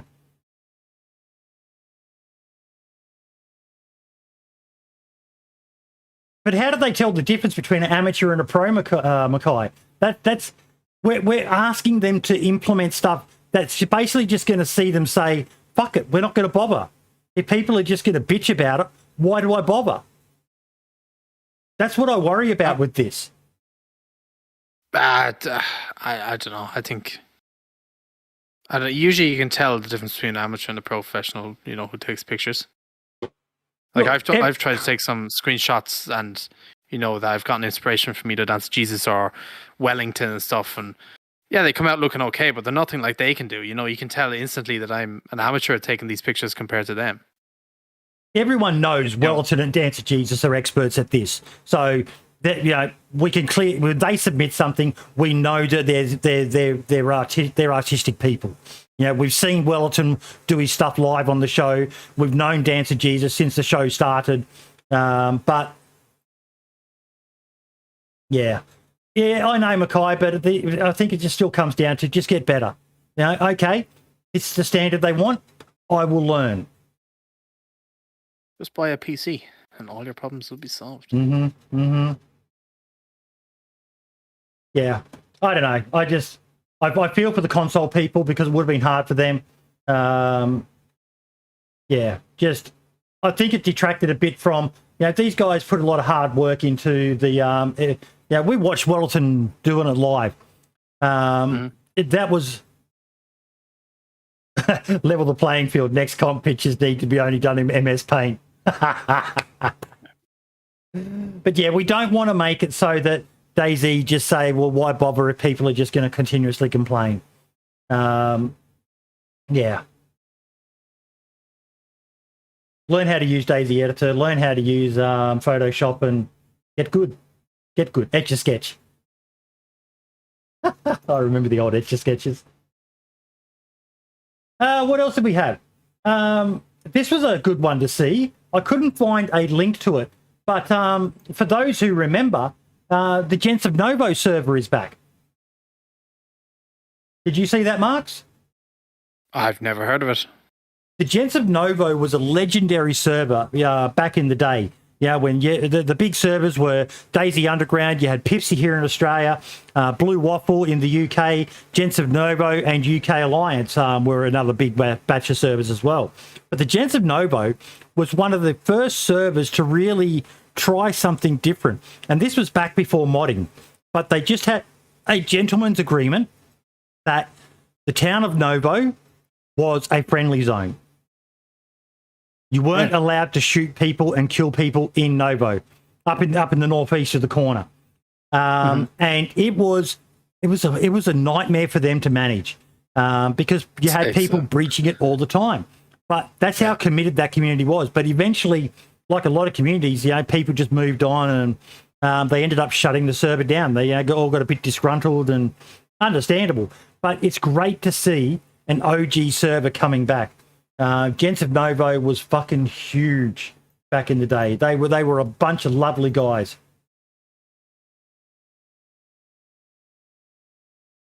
And probably some girls as well. Wonder how a server like that would work today.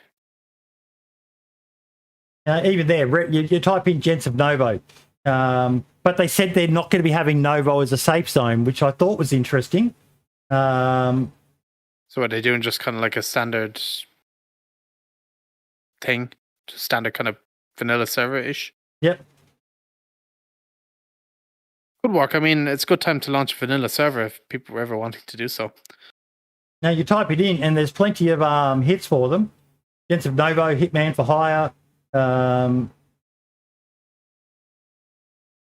It's great to see them back.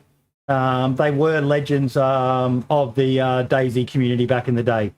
Look at this, 19th of October, 2015, back when community servers were first around on that. But top post on Reddit, goodbye Gents of Novo, sorry to see you go. It's great to see them back. Yeah, it'd be interesting to see how the server works. Good to see him back. And when I get some more information, I'll try to share it. I think I did retweet a tweet that I saw about it. That's what made me remember that I needed to add it. Are they an EU server or a US server? EU server. Okay, could be interesting. Now, the other one that I want to talk about is, I think we mentioned it last year, but the Nuketown map by Scalespeeder. You got to have a play on that. I linked a video in that thing. It's like a trailer, it's a Twitter link that I made up just literally while the show was starting. I spent about 5 minutes editing a clip together. But Scalespeeder has released a remake of Nuketown. You can play the music, by the way. It's from Epidemic, so you should be fine.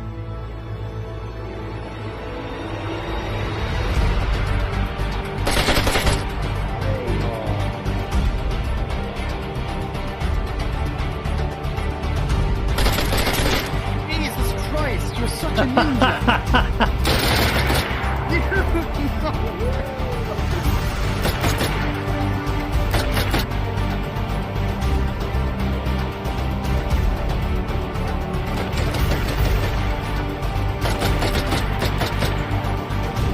Oh shit. Oh shit.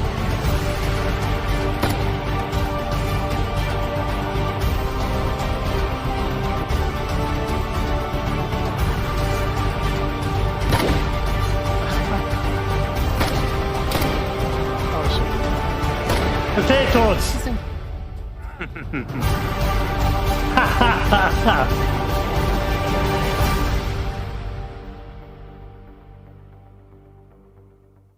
Yeah, it was literally I love that. Remade Nuketown. And I have a full video on it coming out soon. It should be out, I'm hoping. Hopefully within the next week or so. And it's really cool. And the great thing about what Scalespeeder does is he puts all the files on GitHub, and then he can, if you're on console, you can put it on a console server as well if you want to. So you can one your friends on console or PC. Yep. I just think that's great. We've seen servers try to copy like Escape from Tarkov themes, and we've got the one that I talked about earlier, the raft style one. DayZ is such a beautiful blank canvas, like we said, that almost anything's possible. And Scalespeeder reinvented you should do Rust. You need to do the Rust one, Scalespeeder. Come up with some of the classic Call of Duty maps. Warpig. Ooh, Oh my God, Warpig would be another amazing one. Rust to be a hard one to do. We could recreate the infamous battle between Syndicate and Wings of Redemption. Bog. Oh, Bog, sorry, Bog, Bog yeah. would be an easy one to do. Yeah. That'd be cool. That's awesome. And yeah, a massive shout out again to Scalespeeder. He's one of the unsung heroes of the DayZ community. He does a lot that people just aren't aware of for this game, especially for the much maligned console community. So yeah, awesome work, mate. I'll definitely be watching that video when it comes out. I'll leave you know when it's out. Now, this was awesome to see. Admiral's diving mod. Oh, man, I didn't keep the video link for it. Send that to me on Discord as well, Scalespeeder, and I'll put a link to it in the video for people to watch as well. I saw a video of someone swimming underwater. And, yeah, someone's created a mod where you can swim underwater now. In DayZ. That's pretty cool. Yeah. And, you know, for some of those more like this server I'm talking about, probably in the mod. Yeah, actually, I think you're right there, Mackay. I think that's where I did see it. Let me see if it was there. DayZ mods. No, that's just the link to the mod. I think you said there's no video there.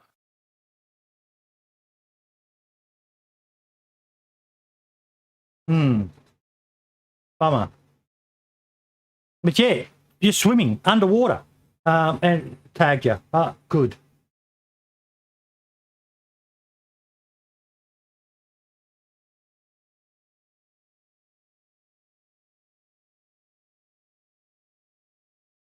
I'm not seeing it.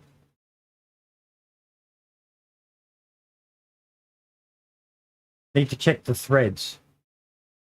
God, I'm such a boomer at fucking times, aren't I?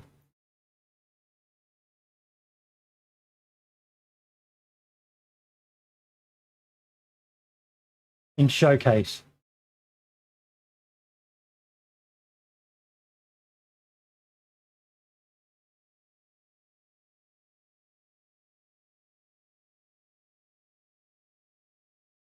Here we go.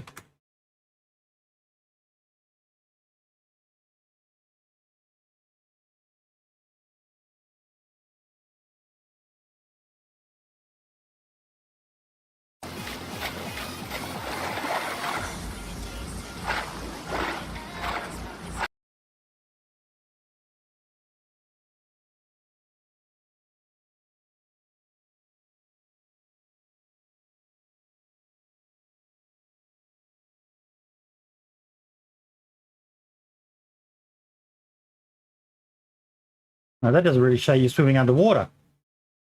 No, yeah. Maybe it's above it. Good that it does have faster swimming speeds, though.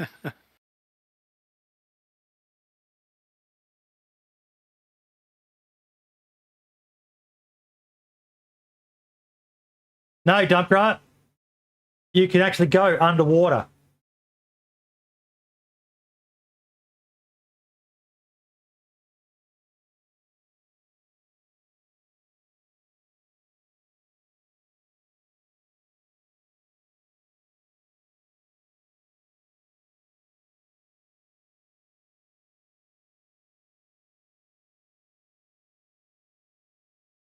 Nope, that's that same clip again.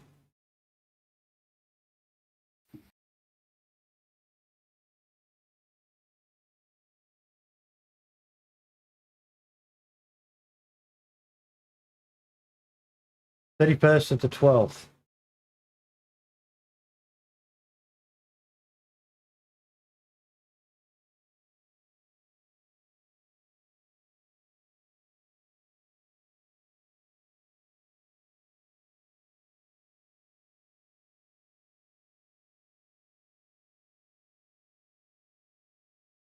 Here we go.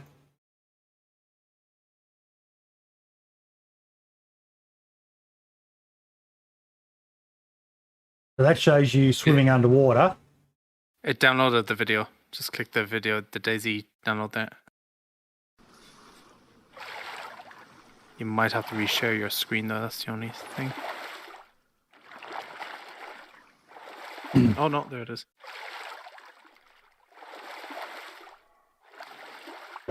Oh, you can get them really deep, can't you? Yeah. You know, people might, I don't know how you can, if you can interact with things when you're underwater, but people might be able to put, you know, sunken treasure and all sorts of stuff. No, it'd be sick if you could, I don't know if you could have like a weapon in your hand when you went into the water and like be waiting. It'd be a perfect thing for an ambush, shouldn't it? If somebody was like on the, just on the shoreline or something, you pop up out of the water and kill them. But yeah, I was stunned when I saw it. So, yeah, the modders are just doing their fucking magic. Absolute magic. Awesome to see. There. Okay, thank you. Thank you, buddy. We found it. We got there eventually. I'm sorry for how painful that was for everyone to watch. But, yeah, you know, just a whole new world of DayZ. You know, what is it? About 20% of Churnerus is water. Well, now you might be able to do something interesting with it. Rearmed, released inventory while swimming, so it's possible to loot with both mods now, I guess. There you go. Mackay's got the info for us. Pretty cool. What else? Content creator. Now, I found someone's channel. Again, this one popped up in my recommended because I watch a bit of DayZ content. And his name is Zesty Polvo. I'm subscribed to him on my personal channel. That's why I'm not subscribed here. I should be subscribed here. But he's pumping out a lot of content. He doesn't know I'm doing this. You know, I just wanted to do it. But he's getting some decent views. And he's just releasing a lot of world record fastest death. I'll mute it.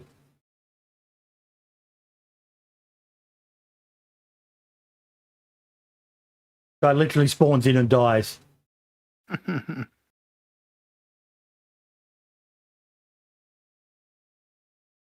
But he's really nailing the algorithm. And if you like a lot of content, you know, 4 hours ago, 21 hours ago, 21 hours ago.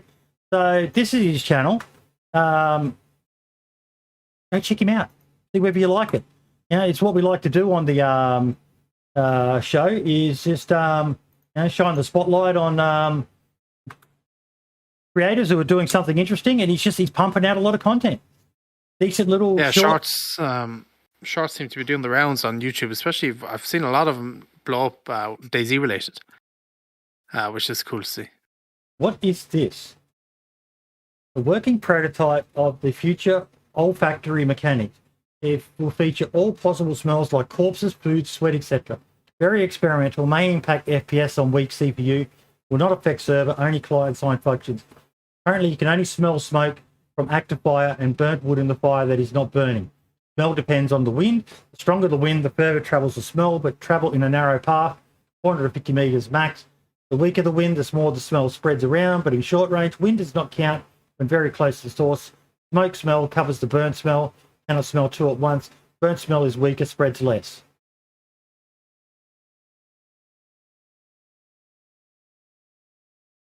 When speaking to how do you know you're smelling something? I think it's this little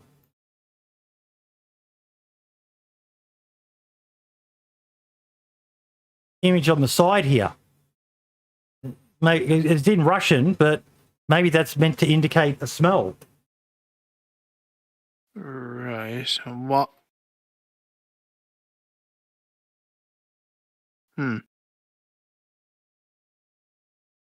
I have a funny taste in my nose. Okay. That is interesting. I don't really understand it, but yeah. I mean, is it to seek out players easier? Like, not sure. I'm certain there'll be servers that are interested in it, but it's just great to see someone exploring a new mechanic for the game. 100% behind that. Yeah. And the last one I want to shout out is Happy Bombs again. We talked about it at the beginning, but it's great to see him pardon me, expanding his empire with the more hardcore server. Like we said, hardcore is very niche, but it's great to see someone with a decent following. And a lot of big name people have been checking it out because they know that Happy Bombs runs good quality servers. So, yeah, great to see. Absolutely fucking great to see. Yep. What about you, mate? What's been your highlight for the few weeks that we've been off, other than you getting your second 100k video soon? Yeah, we'll hit 20k just like the week of Christmas. Then hopefully this video will hit 100k. Should be next week if it keeps going at this rate. Honestly, the one thing I'm actually going to shout out, he doesn't know I'm going to do this either, but my brother is like uploaded a new DayZ video today. What's his channel? I'll link the video. I don't think you'll be able to find it by typing it in, so I'll just link the video in chat. It's in Twitch chat there now. He's very small, only 76 subs, but he plays with me a lot, and so he's going to start recording a bit more. And yeah, it's just check him out if you want to see different perspective of the videos we do. Like this video now is the base rate that I was talking about earlier on, but I haven't had my video up yet, so go to his editing is obviously not the best. He's new to it, so everybody improves over time. But again, mate, I don't know about you, but I go back and I watch some of my early stuff. And even though, I said before, I'm not a great editor by any shake of the imagination, but it's great watching people evolve. You know, you go and watch Fubar Bundy. You go and watch some of his early videos, and then you watch the more polished stuff. The Running Man's the same. You see these people evolve as they get better and better at their craft. Yeah. Aiden says the best streams are when you're with your brother. Yeah, a lot of people like them. We have good chemistry together. We've been playing DayZ since we both got the game, so it's just it's fun times, and there'll be good memories to look back on in years to come. Clive, thank you so much for saying that, mate. We love doing the podcast, mate. We enjoyed our couple of week break, but we're happy to be back. And we've got a good lineup of guests for the start of the year. A few that we're still talking with and things like that. But yeah, we just enjoy talking about DayZ. It just constantly amazes us, Marks, that there's still stuff to talk about. Even on the quiet weeks, we still end up talking for a couple of hours at least about this amazing game. Yeah, it's good. Very, very good. Now, shameless shield, folks. I do want to let you all know we have started something. It's a tip link where you can not just tip me, you can still do the show, and that goes 100% towards the show pretty much. But if you want to be able to do a donation that goes equally amongst all of the hosts, and a percentage of it also goes to the team behind the show, you can use this link here. It's powerly.gg tip 87A Survivor FM, and they take care of all the distribution of the funds. So everyone who's part of the show, I think when you click on the link, it actually shows you what the distribution is.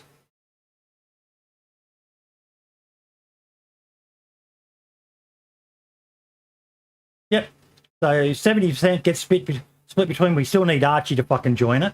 But he's being difficult. And 30% goes to the admin team behind the show as well. So, Foxy, you already done a couple of test donations. But, yeah, so just wanted to do away. I had got into a bit of trouble again on Twitter, as I always do. But I was wondering to myself how many people actually support the team behind their shows. And had a great discussion over on Reddit about it. There are some amazing people who do some great stuff for the people who help bring the shows. A lot of that's the moderators in chat and stuff like that. So, yeah, we decided to set something up, talk to talk, well, walk to walk as well. So if anyone ever does feel like tipping, all you got to do is hit that button, and it gets split up equally between all the people. 30% gets split up between the admin team. 70% gets split up between the hosts of the show, because we do the most work. Fuck you, DanceofJesus. So yeah, awesome. I've still got to get in contact with Artesian Builds as well about the what do you call it? About the computer that we're going to be trying to give away. It's still not 100% confirmed, folks, but that's going to be the goal. Is I'm going to be saving up to give away a DayZ themed PC for the 100th episode of the show as well. So yeah, you'll probably see something I don't normally do with a goal to try and hit, so we can do that. I'm quite excited for it. Yeah, it'll be cool. Okay, Bucks, thank you once again. We outlived the other two guys. Just don't have the legs, do they, mate? These young fellas these days, I don't know. Can't last amateurs. A fucking podcast. Only 3 hours and 5 minutes, but yeah. It's good to be back, folks, and it was great to see so many people coming in to check out the show. Yep. Exactly. It was a good one. Awesome. Thank you all so much. Next week's guest, I'm a bit rusty on the format. We have Six is going to be coming on. He's another modder, so yeah, we'll be getting Six on to talk about what he's been up to. All the best, everyone, and we will see you next week, same time, same channels as always. Yes, see you all then. Ciao for now. Goodbye. And we are done, folks. Thank you all so much. Let's hit this credits button. I can say thank you to everyone. Thanks for supporting the stream. DanceofJesus, Dumpgra, Hawks, Spud, Marks in chat, new follower, Voodoo, Katie Wolf, and Glowchef. Thank you all so much, everyone. I'll probably see you next week for a couple of streams as well, doing some gameplay. But yeah, let's find someone to send the love over to.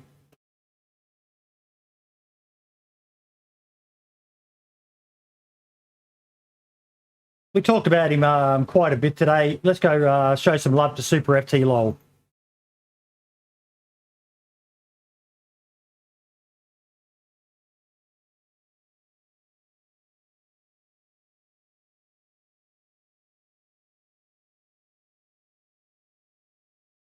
All the best, everyone, and we will see you next week. Yeah, and ciao for now.